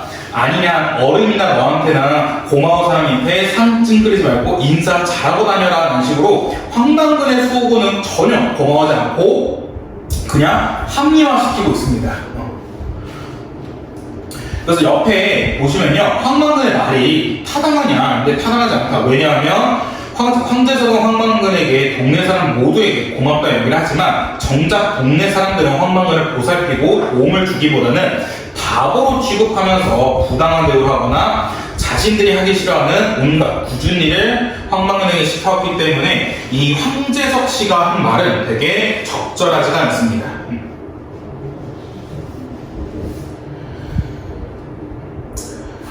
그 다음에 A파트 옆에 그의 지금부터 보시면요, 또 황망근의 쌀뜰하고 아주 알뜰한 모습을 볼 수 있습니다. 어떻게 되냐면 그가 아니면 이해할 수 없을 정도로 매우 잘 정리되어 있고요. 그 다음에 끊임없이 잘 돌보고 있는 몹시 윤기가 돌면서 엄청 좀 잘 돌봤던, 그래서 밑에 보시면 황망근의 정성스럽고 살뜰한 성품까지 체크할 수가 있겠고요. 여기까지 보시면 황망근이 되게 좋은 사람처럼 보였는데 황망근도 딱 하나의 약점이 있었는데 그게 바로 술이었습니다. 다만 황망근은 술을 좋아했는데 한데 이게 바로 황망근의 유일한 약점으로 그의 죽음과도 연관되어 있다 하거든요.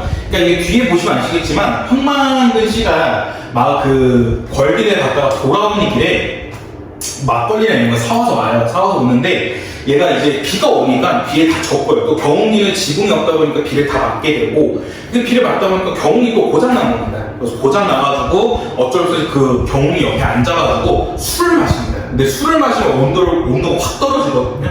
근데 또 비도 오고 비도 젖은 상태에서 술까지 마시니까 황망근 씨가 뒤에 보시면 아시겠지만 저체온증으로 죽게 되거든요. 그래서 술을 좋아하는 게 바로 그의 죽음과도 연관이 되어 있다 하고 있습니다. 황망근 씨가 술을 엄청 좋아했답니다. 97페이지. 근데 이렇게 술을 너무 좋아하니까 술을 정말 엄청 취할 때까지 마셔요. 근데 취할 때까지 마셔야 되는데, 그럼 황망근 씨를 이렇게 누가 돌봐줄 사람이 누구느냐? 어머니도 아니고 아들이 그렇게 황망근 씨를 챙겼거든요. 근데 여러분 생각해도 맨날 아버지나 어머니가 맨날 술 마시고 맨날 이렇게 막 여러분 짜증나잖아요. 그러니까 황망근 아들도 그래서 되게 짜증을 냅니다. 짜증내서 어떻게 하냐면 어느 정도 하냐면요, 그런 일이 맨날 잦아지자 단련이 되자 중학생이 되자마자 벌써 아버지를 업을 정도였고, 고등학생이 되면서 이제 발을 차면서 옵니다. 그러니까 아버지가 맨날 이렇게 하니까 그냥 빨리 가 하면서 툭툭 발로 차면서 이제 아버지를 그 정도로 했다는 거거든요. 그래서 이 발로 찬다는 게 여러분들 방금도 그랬던 것처럼 웃음을 유발하죠. 근데 이게 정말 발을 차면서 온 게 아니고요, 그냥 조금 과장한 것도 있습니다. 그래서 그래서 과장적, 그 다음에 중학생이 됐을 때는 어머니인데 고등학생 됐을 때는 아버지를 발로 차면서 왔다 해가지고 내용이 조금 더 플러스 되는 점층적인 서술 방식도 체크할 수 있어요.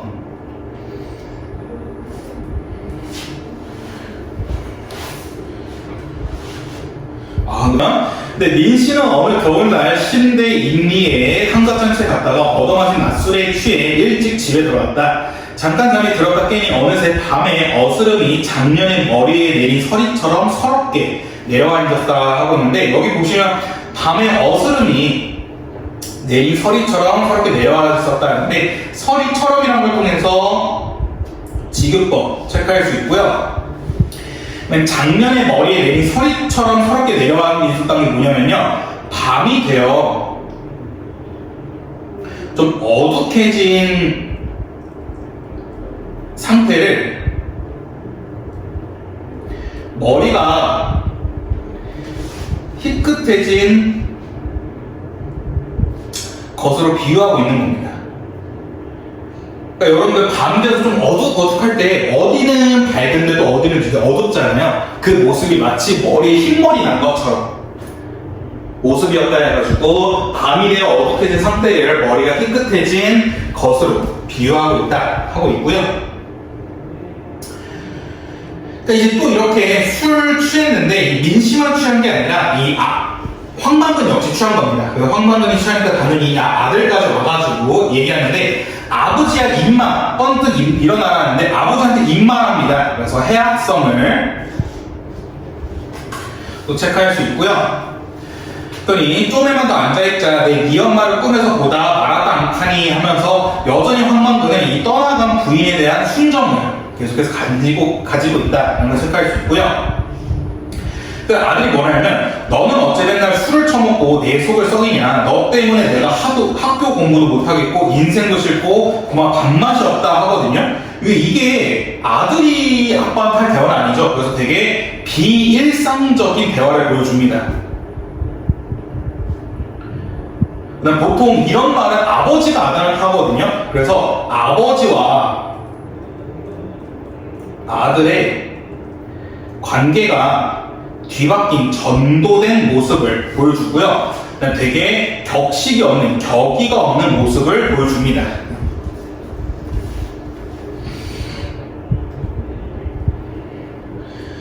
또 이제 황만근이 뭐냐면, 아들이 내 잘못했다 한 번만 봐줘라 라는 식으로 또 해악성 있는 표현을 보여주고요. 또 이제 이 아들이 황만근한테 쪽팔려 죽겠다, 그래서 이러지 마라 했더니 황만근이 또 뭐라 하냐면, 체면이 뭐가 문제냐, 사람이 지 손으로 일하고 지 손으로 농사지어서 지 입에 밥 들어가면 그만이지 남 쳐다볼 거 뭐가 있냐라고 하면서 남 의식을 전혀 하지 않는 주체적인 모습을 보여주고요. 남 눈치 볼 거 없고 자기 일에만 충실하면 된다는 황만근의 성실하고 올곧은 생각을 드러낼 수 있습니다.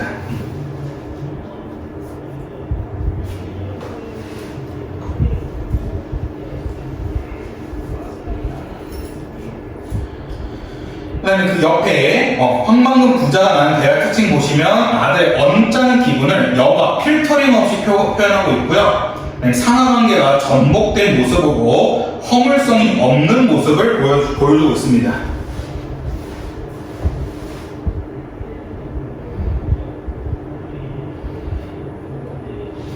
여러분도 나이 먹으시면 그렇겠지. 저도 딱 그렇거든요.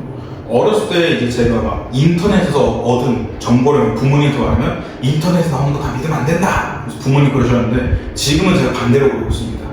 유튜브 뭐 그 합성한 거 많잖아요. 그거 가짜뉴스 보고 누가 죽었대, 엄마 그런 것 좀 보지 마, 다 가짜뉴스야 이러면서. 그러니까 누구 배우가 누구 배우가 죽었는데 뭐 이렇게 죽었대, 엄마 그거 다 거짓말이에요. 유튜브 좀 보지 마. 다 그렇게 됩니다. 자, 그 다음에 여기 옆에 미리 보시면, 이건 뒤에서 나오는 얘기거든요. 황만근과 술의 그 관계를 나타내는데, 황만근은 천성적으로 술을 좋아하는데 민씨가 추후에 글을 평가할 때 뭐라 하냐면요, 이 막걸리 술이 황만근의 힘의 기원이자 낙천의 뼈라고 평가를 합니다. 근데 이거는 뒤에서 한 번 더 다시 보도록 할게요. 네, 이렇게 또 술을 잘 엄청 마시고요. 그 다음날 98페이지 보시면 황만근이 또 그렇게 술을 엄청 취했지만 또 잘 일어나서 다 챙깁니다. 그래서 여기 위기 파트 위에 보시면요. 그러나 다음날 새벽이면 그는 부엌에서 정성껏 차린 밥상을 어김없이 방으로 들여보냈다 해가지고 여기서 체크할 수 있는 게 황만근이 아무리 술에 취했어도 자신의 일은 어김없이 수행한다는 것을 체크할 수 있습니다.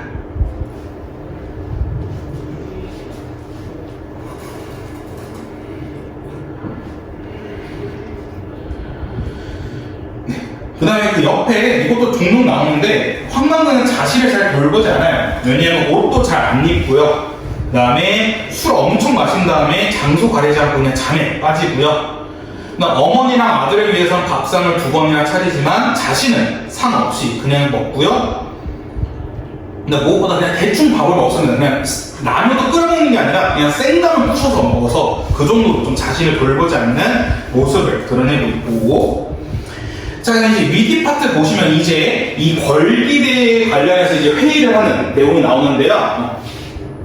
그래서 이장이 방송을 해서 마을회관에 사람들이 모였고, 그 다음에 황만근은 누구보다 먼저 나타났던 걸 통해서 또 성실한 모습을 보여줍니다. 근데 또 이렇게 사람들이 모이면 그냥 모이는 게 아니라 술 한 잔씩 하거든요. 술 한 잔씩 하면서 이제 술을 돌려 마시고 있는데, 근데 이게 또 그냥 한 잔이 몇 개 없다 보니까 사람들이 돌려서 마시는 거예요. 근데 황만근은 술을 좋아하니까 사람들이 빨리빨리 마시면 좋겠다라고 하거든요. 그래서 뭘 하냐면 다음 사람이 받고 하는 시의 술자리였다. 황만근은 자신의 차례가 되면 번개처럼 잔을 들어 마시고는 또 눈을 끔뻑거리면서 잔이 도는 것을 기다리고 있고, 황만근의 관심은 오로지 잔이 언제 돌아올까 하는 건데, 그래도 잔이 도는 속도가 너무 느렸다 하고 있거든요. 자, 이게 보시면 앞에 우리 봤을 때 제한적인 전지적 작가 시점이 됐는데 민씨의 관점이 많이 나오는데 지금 속도가 느리게 느낀 것은 바로 황만근의 입장에서 서술하고 있습니다.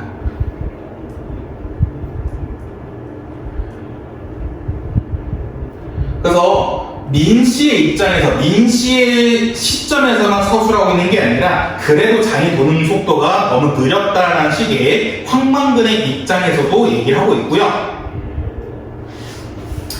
그 다음에 이제 이 얘기를 합니다. 우리 경운기 끌고 와서 단체 행동을 해보자 해가지고 우리의 결의를 보여주자라는 식의 이장이 행동 지침을 전달하고 있습니다.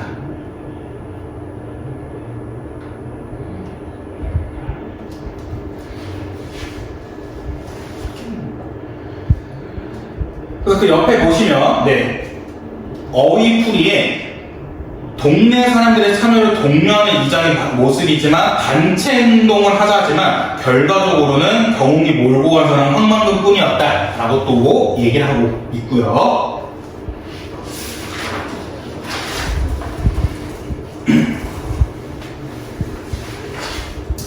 자, 그다음 99페이지부터는요 여기서는 이제 이 농촌의 현실을 좀 사실적으로 보여주거든요. 일단 뭐라 하냐면 민씨가 물어봅니다. 아니 농사 짓는 만약에 경운기가 없으면 어떻게 하냐 했더니 이제 마을 사람들이 비웃어요. 좀 민씨를. 그래서 뭐라 하냐면 농사 짓는 사람이 경운기가 없다면 농사꾼은 아니지라고 하면서 이 마을 사람들이 생각하기에 경운기가 바로 농사꾼의 조건입니다. 그래서 민씨는 농사 짓는 사람이 아니다라고 좀 민씨를 무시하고 있고요.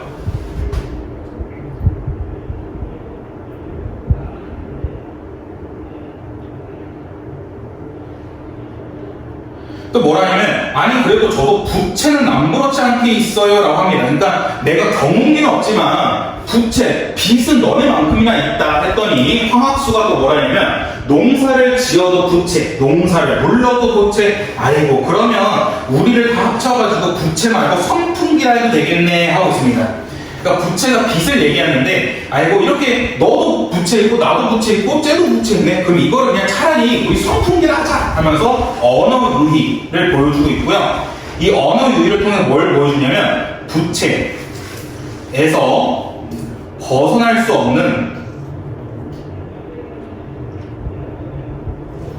농촌 현실을 풍자하고 있는 겁니다. 왜냐면 농사를 지어도 부채를 짓고 부채를 갚게 되고 농사를 몰라도 부채를 갖고 있으니까 이거 뭐 농촌에서는 부채에서 벗어날 수가 없네, 이거 참 무슨 선풍기네 선풍기 라면서 부채에서 벗어날 수 없는 농촌의 현실을 풍자하고 있고요.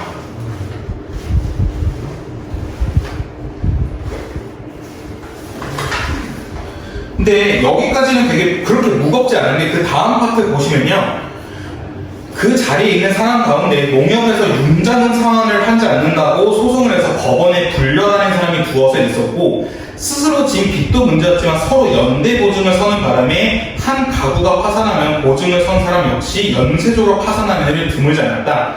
어떤 동네는 또 전체가 야반 노조하는 일까지 벌어졌다는 일도 있었다 해가지고 지금 보시면 되게 농촌의 고통을 사실적으로 묘사하고 있습니다. 그러니까 위에까지는 야 이거 부채 말고 선풍기를 해야 되겠네 해가지고 좀 가볍게 생각할 수 있는데, 그렇지 않고 정말 모든 사람들이 다 도망을 칠 정도로 농촌의 고통이 심했다 해서 이런 농촌의 현실을 사실적으로 보여주고 있고요. 그래서 뭐라냐면, 아니 이런 거 한다고 뭐 높은 데 사는 양반들한테 들리긴 하겠어, 결국 다 뺏기고 나가는 거 아니요 라는 식의 또 높은 사람들에 대한 비판적 태도를 보이고 있고요. 또 뭐라냐면, 뺏어봤자 지들한테 남는 게 없을 텐데 암만 빌빌거리는 닭이라고 닭모가지 비틀면 인제는 계란 한 개도 없을 텐데 전부 다 손해다 하고 있는 겁니다. 그러니까 이 암만 빌빌거리는 닭이 바로 농민들이 얘기하고요. 그러니까 농민들 거를 다 뺏어가지고 농민들이 없어지게 되면 이제 계란 한 개도 얻지 못할 것이다. 그러니까 모두가 다 손해를 얻어서 농업의 붕괴가 나타날 것이다 라고 얘기하고 있고, 근데 이렇게 얘기해도 뭐라냐면, 야 전부는 아니지, 야 그래도 높은 사람들은 계란도 수입해서 먹으면 된다 해서 우리가 죽어도 죽이 되든 말든 되든 지들은 신경도 안 쓸 거다 해가지고, 이건 뭐냐면 대중 농민의 삶과 유리된이라는 건 거리가 있다는 거거든요. 유리된 위정자에 대한 비판을 보여줍니다.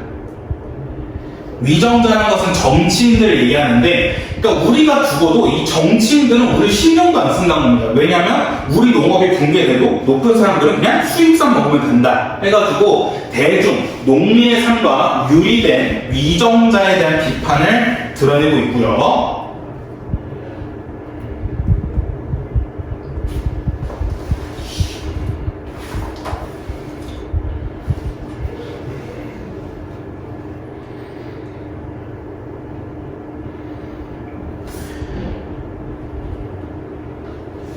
근데 이렇게 얘기했는데 이장도 이제 아닌 거야. 이렇게 해도 마을 사람들 막상 또 행동을 안 할 거 아니까 옆에 100페이지 보시면 이장이 돼서 황망근을 따로 불러서 얘기합니다. 뭐라 하냐면, 망근이 자네같이 똑 부러지는 농사 짓는 사람이 하나도 안 올 것 같다. 그러니까 자네가 앞장을 서야 된다. 자네 같은 경운기 같은 긴 경우에다가 농사 짓는 놈 다 죽여라라고 쓰고 가야 된다 하면서 조금 이기적인 모습을 보여주죠.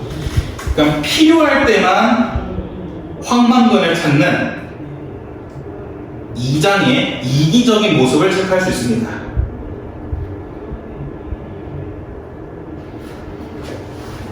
그래서 옆에 어휘풀이 보시면 여기 9번에 위험하고 힘든 일은 또 황망근은 악설을 한다 라고 나와 있고요.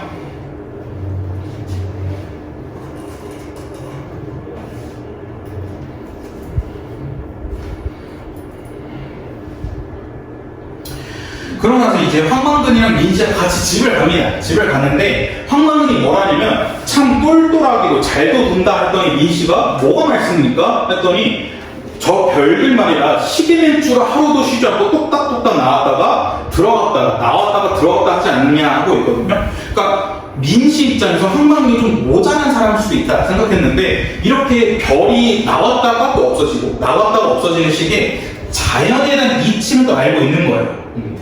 그러니까 이 민씨가 그래서 놀랍니다. 되게 멍청한 줄 알았더니 멍청하지 않구나. 왜냐하면 모든 이 자연의 이치를 또 이렇게 알고 있네 하고 있고요. 그래서 민씨가 어리둥절합니다. 민씨가 조금 어리둥절했다 하는데 그 이유가 평소 알고 있는 모습과 달라서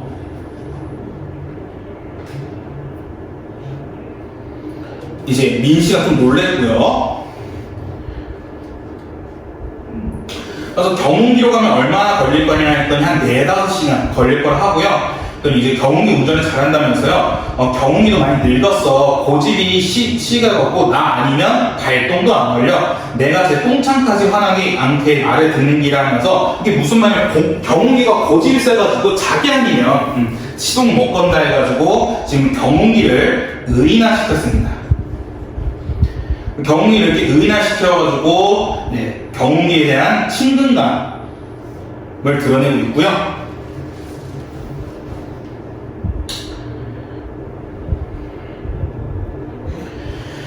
근데 아까 2장이 너가 앞장을 서야 된다는데 황망근은 좀 망설이고 있습니다. 근데 내가 어머니 밥도 해야 되고 근데 내가 해야 되나? 하면서 이제 망설이고 있는데 그 망설이는 모습을 보고 민심이 이제 황망근에는 외양묘사 겉모습에 대해서 쭉 얘기를 해주고요. 그 다음 페이지 101페이지 했는데 뭐라냐면 갑자기 민씨가 좀 황망근에 친해지고 싶은 겁니다. 그래서 뭐라냐면 혹시 술 모자라면 저희 집 가실래요? 저희 집에 소주가 있다 해가지고 좀 황망근에 대한 관심을 표현합니다.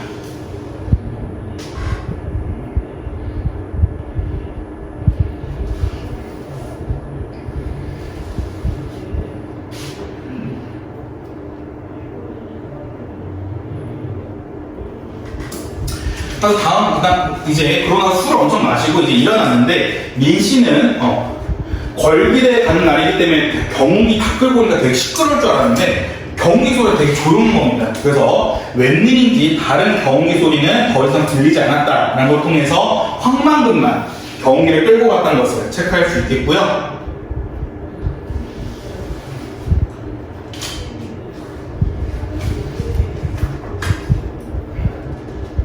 그 다음에 전날 밤 분명 꿈이 아닐까. 민씨는 황망근 말을 이렇게 들었다는 건데 자 여기서 황망근의 말 황광패 별도 치셔야 됩니다. 이게 우리가 이 작품의 제목이 황망근이 이렇게 말했다잖아요. 그래서 황망근이 과연 어떻게 말했는지가 지금 다 나오고 있는 거예요. 그래서 이게 바로 제목과 관련된 걸 얘기하는데 일단 첫 번째로 황망근이 뭐라냐면 농사꾼은 빚을 지면 안 된다 카이 하면서 황망근의 소신을 보여줍니다. 그러니까 지금 마을 사람들은 다 빚을 졌는데 황망근은 그러면 안 된다 하고 있어요. 왜 그러냐 했더니 빚은 제 돈으로 하지만 그 노름이랑 똑같다. 빚은 눈덩이, 고드름처럼 계속해서 커진다는 겁니다. 그래서 이 빚의 무서움을 눈덩이, 고드름이라는 비유를 통해 나타내고 있고요.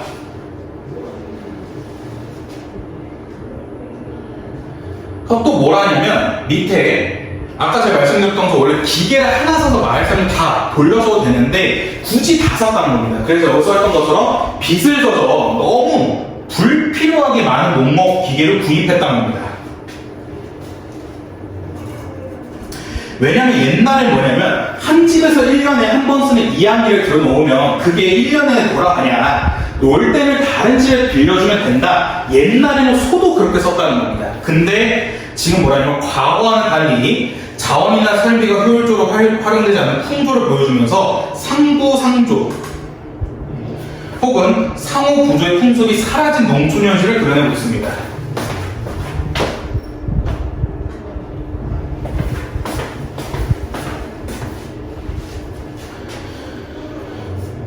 그 비효율적인 기계 운영을 비판하고 있고요. 그다음 또 뭐라 하냐면 여기 또 농가마다 들어오는 농기계 구입비는 쌀값을 더 받아도 부족한데 정부에서는 또 최소 가격으로 계속 받아들이고 있어요. 그래서 정부의 자금을 빌리면 안 된다.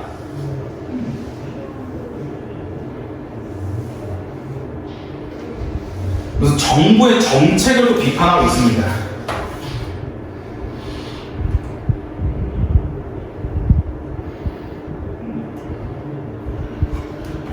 그래서 102페이지를 넘어가면 또 뭐라냐면, 여기 파트에서 뭐냐면 모두 빚을 갚기 위해서 그런 거다. 그래서 뭐라냐면 무슨 자금에서 빌려줄 때 인심 좋게 빌려준 척 하더니 이제 와서는 자금이 상환 능력도 없는 사람들을 파산 지경으로 몰아넣고 있다. 이제 와서는 그 빚을 못 갚다고 하면 거기는 충분한 이유가 있다라고 하면서 뭐라냐면 쉽게 빚을 내둬서 오히려 농민들을 더 힘들게 했다는 겁니다. 그래서 이렇게 농민들을 힘들게 한 정부 정책을 비판하고 있습니다.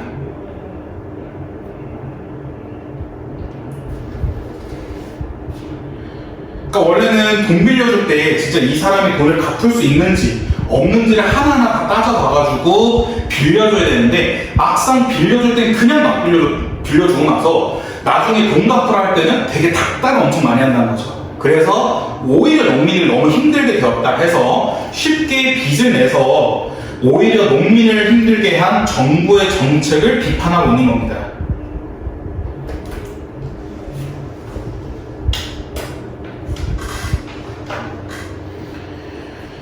그래서 뭐라냐면 내가 왜 안 졌냐고 아무도 나한테 빚을 져준다 안 해. 왜냐면 난 바보니까. 그래서 바보라고 아무도 보증 안 서라는 얘기도 안 했다. 그래서 뭐라냐면 나는 나 짓고 싶은 대로 농사 지으면서 안마하고 100년을 살 거다 해서 본인의 자립 의지와 소망을 드러내고 있습니다.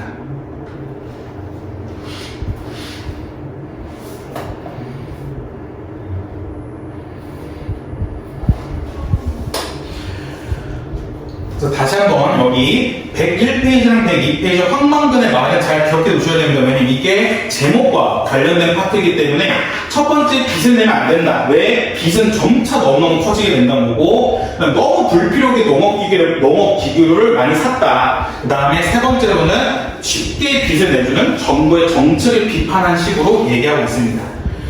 그래서 101페이지, 101페이지 여기 보시면 읽기 중 물음에 괄호 안에 말되는 황망근의 말을 민씨가 해석한 건데, 황망근에게서 들은 말 중에 인상적인 말을 내세우고요. 나머지 말들, 그러니까 괄호 안에 있는 말들은 민씨가 요약하거나 해석한 내용들입니다.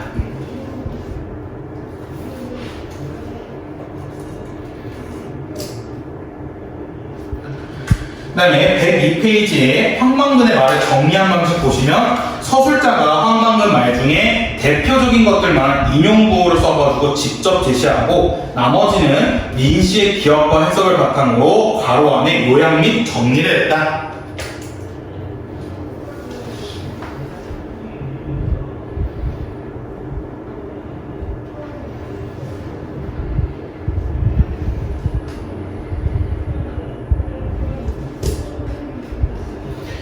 자, 이제 결말 부분입니다. 자, 결말 부분은 좀 더 힘을 줘서 봐야 되는 게, 이러고 나서 이 민씨가 어떻게 했냐면 황망근이 결국 죽습니다.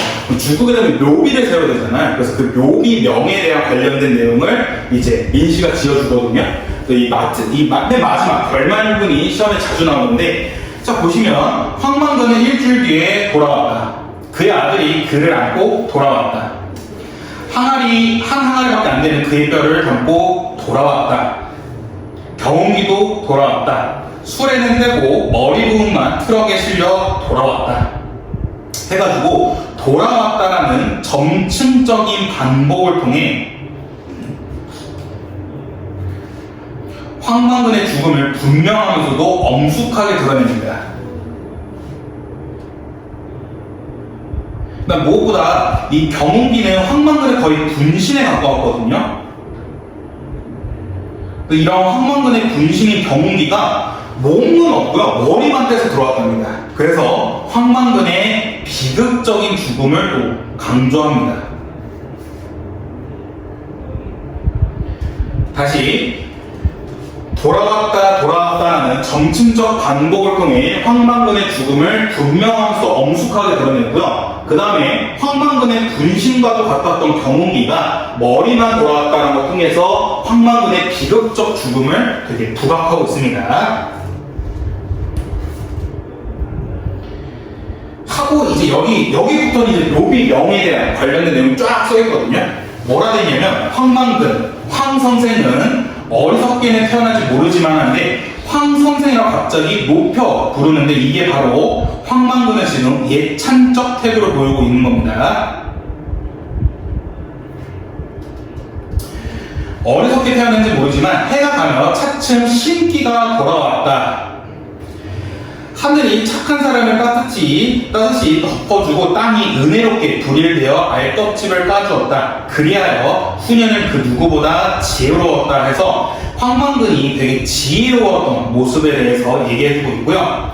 그는 누구에게도 해를 끼치지 않았고 그 지혜로 어느 수고로운 가르침도 함부로 남기지 않았다는 건데 되게 교만하지 않았다는 겁니다. 그러니까 황만근이 사실 엄청 지혜로운 사람인데 이 지혜를 함부로 뽐내지 않고 되게 자만하지 않고 교만하지 않았다 하고 있고요. 스스로 땅의 자손을 자처하여 늘 부지런하고 근면하였다. 사람들이 빛만 나는 농사의 공연이 뼈를 상한다고 하였으나 개의치 아니하였다는 겁니다. 이 개의치 않은 이유가 뭐냐면 농사일을 자신의 천직으로 여긴 겁니다.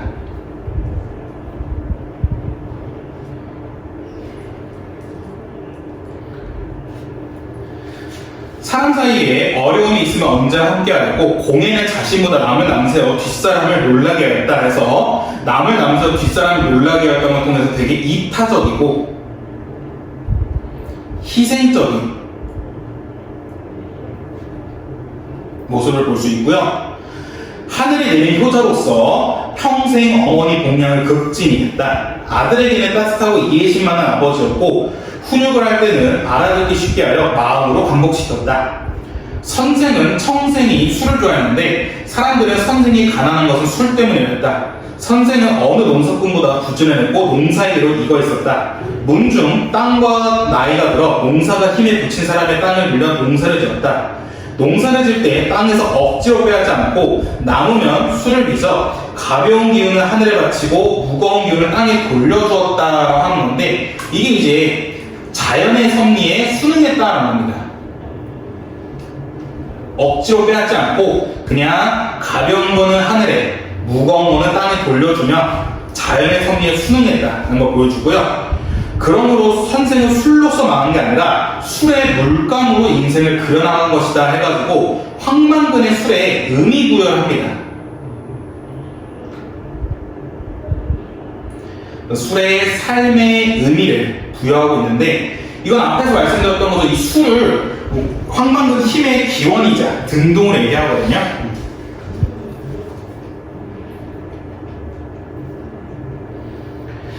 그래서 100 넘어가지 옆에 여기 한번 황만근 여기서 있는데 여기 파트가 뭐냐면 서술자 민씨가 전통적인 묘비명의 양식을 빌려 황만근의 일생을 총정리하고 평가하고 있는 부분이다. 황만근이 존경받을 만한 훌륭한 삶을 살았다고 평가하며 황만근을 황 선생이라고 높여 부르고 있다는 거고요.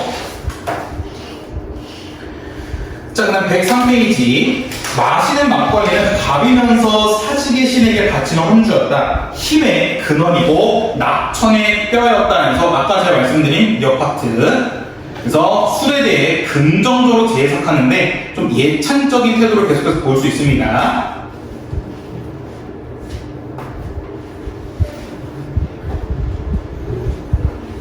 그래서 그 다음 파트는 뭐냐면요. 황만근이 어떻게 죽게 되었는지를 얘기해줍니다. 그래서 어떻게 죽게 되는지 얘기해주냐면 전인의 선생은 경운기를 끌고 면소제를 갔지만 경운기를 타고 온 사람이 없어 같이 갈 사람을 만나지 못했다.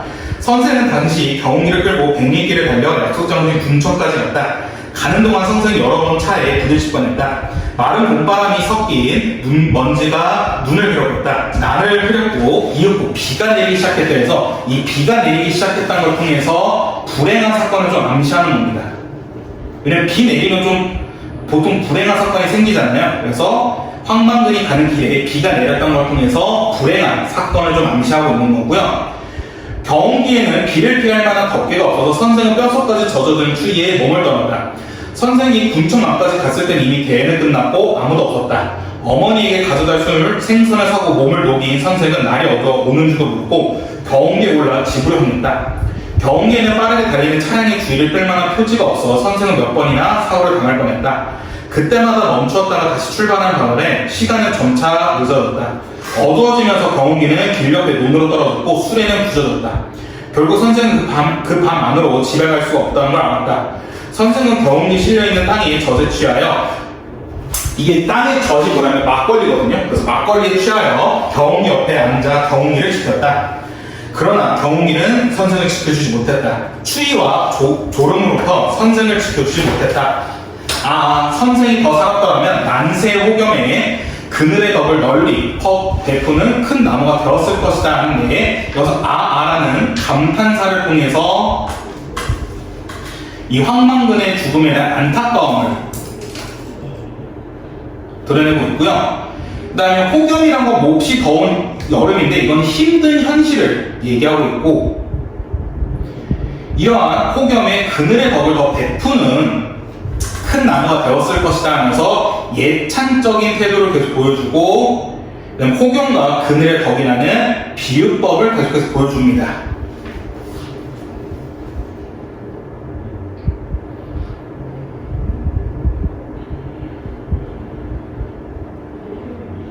그래서 어느 누구도 알아주지 아니하고 감탄하지 않는 삶이었지만 선생은 깊고 그윽한 경지를 이루었다는 건데, 그 깊고 그윽한 경지를 이루었다는 건 무슨 말이냐면 삶의 깊은 이치를 깨달았다는 겁니다.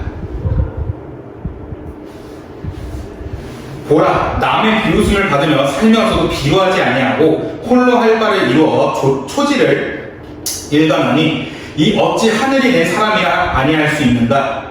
이 어찌 하늘이 내고 땅이 일으킨 사람이 아니랴 하면서 매우 뛰어난 인품을 반복하면서 강조하고, 마지막까지도 되게 예찬적인 모습을 보여줍니다. 그래서 단기 4330년 5월 20일에 이게 뭐냐면요, 그 단군 고조선 그걸로 빠진 겁니다. 근데 지금으로 말하면 서기 1997년이고요. 본디 묘지에나 쓰일 것이지만 천지를 대용혼의 집으로 삼은 선생인지라 아무 쓸모도 없는 이 글을 새터말에 귀농하였다가 이른 것 없이 다시 도시로 흘러가며 남해인 민순정이 엎드었습니다. 근데 여기서 민씨가 바로 민순정이라는 사람을 체크할 수 있고요.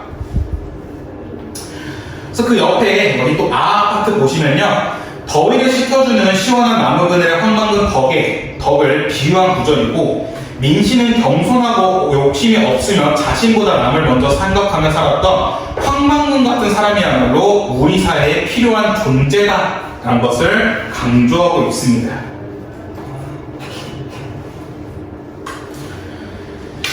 그 다음에 맨 마지막에 참고자료 전의 형식이 나와 있는데요. 이 전의 형식은 황망근이 태어났을 때부터 죽은 거를 얘기하거든요. 근데 이런 거 홍길동전, 춘향전 이런 거 보시면 그 일생일대게 말해주고 마지막에 교훈적인 내용이나 비판을 덧붙이거든요. 그렇기 때문에 여기 역시 황망근에 대한 일생을 얘기하고 교훈적인 내용, 비판을 덧붙이기 때문에 전의 형식으로 볼 수 있다는 거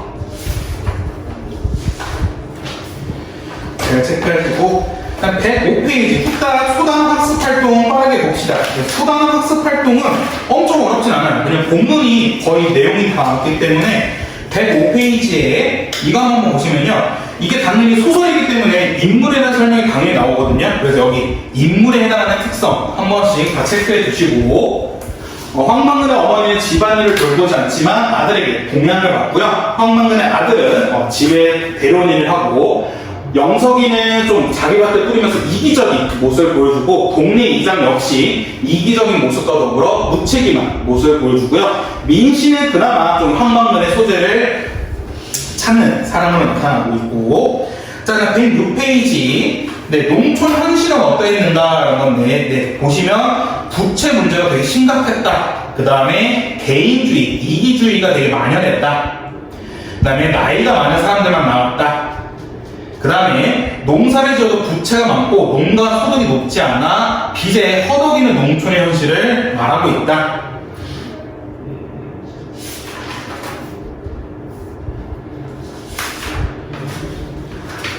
자, 그 다음에 107페이지. 그럼 이 작품은 어떠한 사회 문화적 가치를 담고 있느냐? 첫 번째, 공동체에 대한 봉사, 이타적 삶의 자세를 볼 수 있고요. 그다음 부채 없이 성실한 노동으로 자립하는 삶의 가치에 대해서 얘기하고 있다라는 것까지.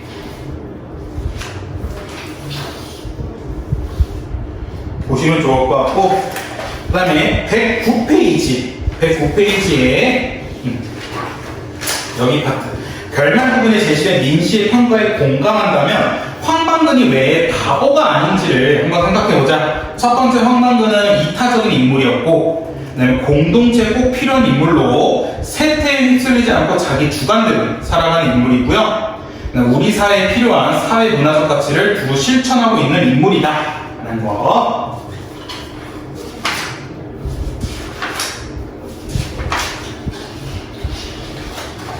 네, 마지막으로 90페이지에 이건 서술상 특징만 보고 마무리하겠습니다.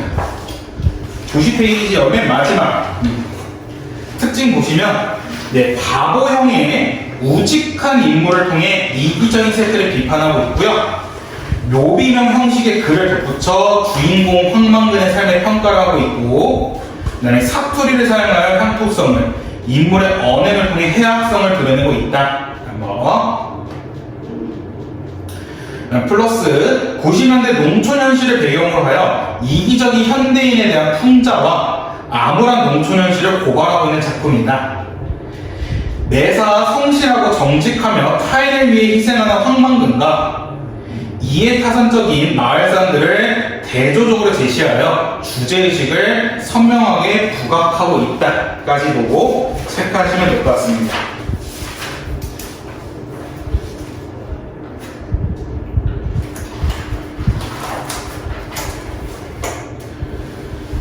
괜찮아요? 그래서 황만근은 이렇게 말했다 같은 경우 여러분들 일단 집에서 한 번 더 꼭 읽어보셔야 됩니다. 그래야 여러분들 한 번 더 내용 기억날 테니까 그렇게 보시면 될 것 같고요. 자, 그래서 일단은 시험 범위에 나올 수 있는 것들은 다 끝냈고요. 근데 여러분들 지금 학교에서 로봇 7단원 파트하고 있다는데 일단은 아까도 말씀드렸던 것처럼 여러분들 다음 주까지 혹시 시험 범위 관련된 내용이 있어서 7단원이랑 9단원이 들어간다 하면 바로 추가 교재를 만들어서 할 거고, 근데 다음 주까지도 그런 좀 얘기가 없다 하면 일단 다음 주에는 우리 했던 문법이랑 광야, 시내방, 황만근까지 4개 꼭 풀고 확인하는 식으로 할 거고요. 그다음 다음 주부터는 이제 시험이 한 달 정도 남았기 때문에 8시가 아니라 조금 시간 더 오버해서 조금씩 더 보고 가도록 할게요. 네, 고생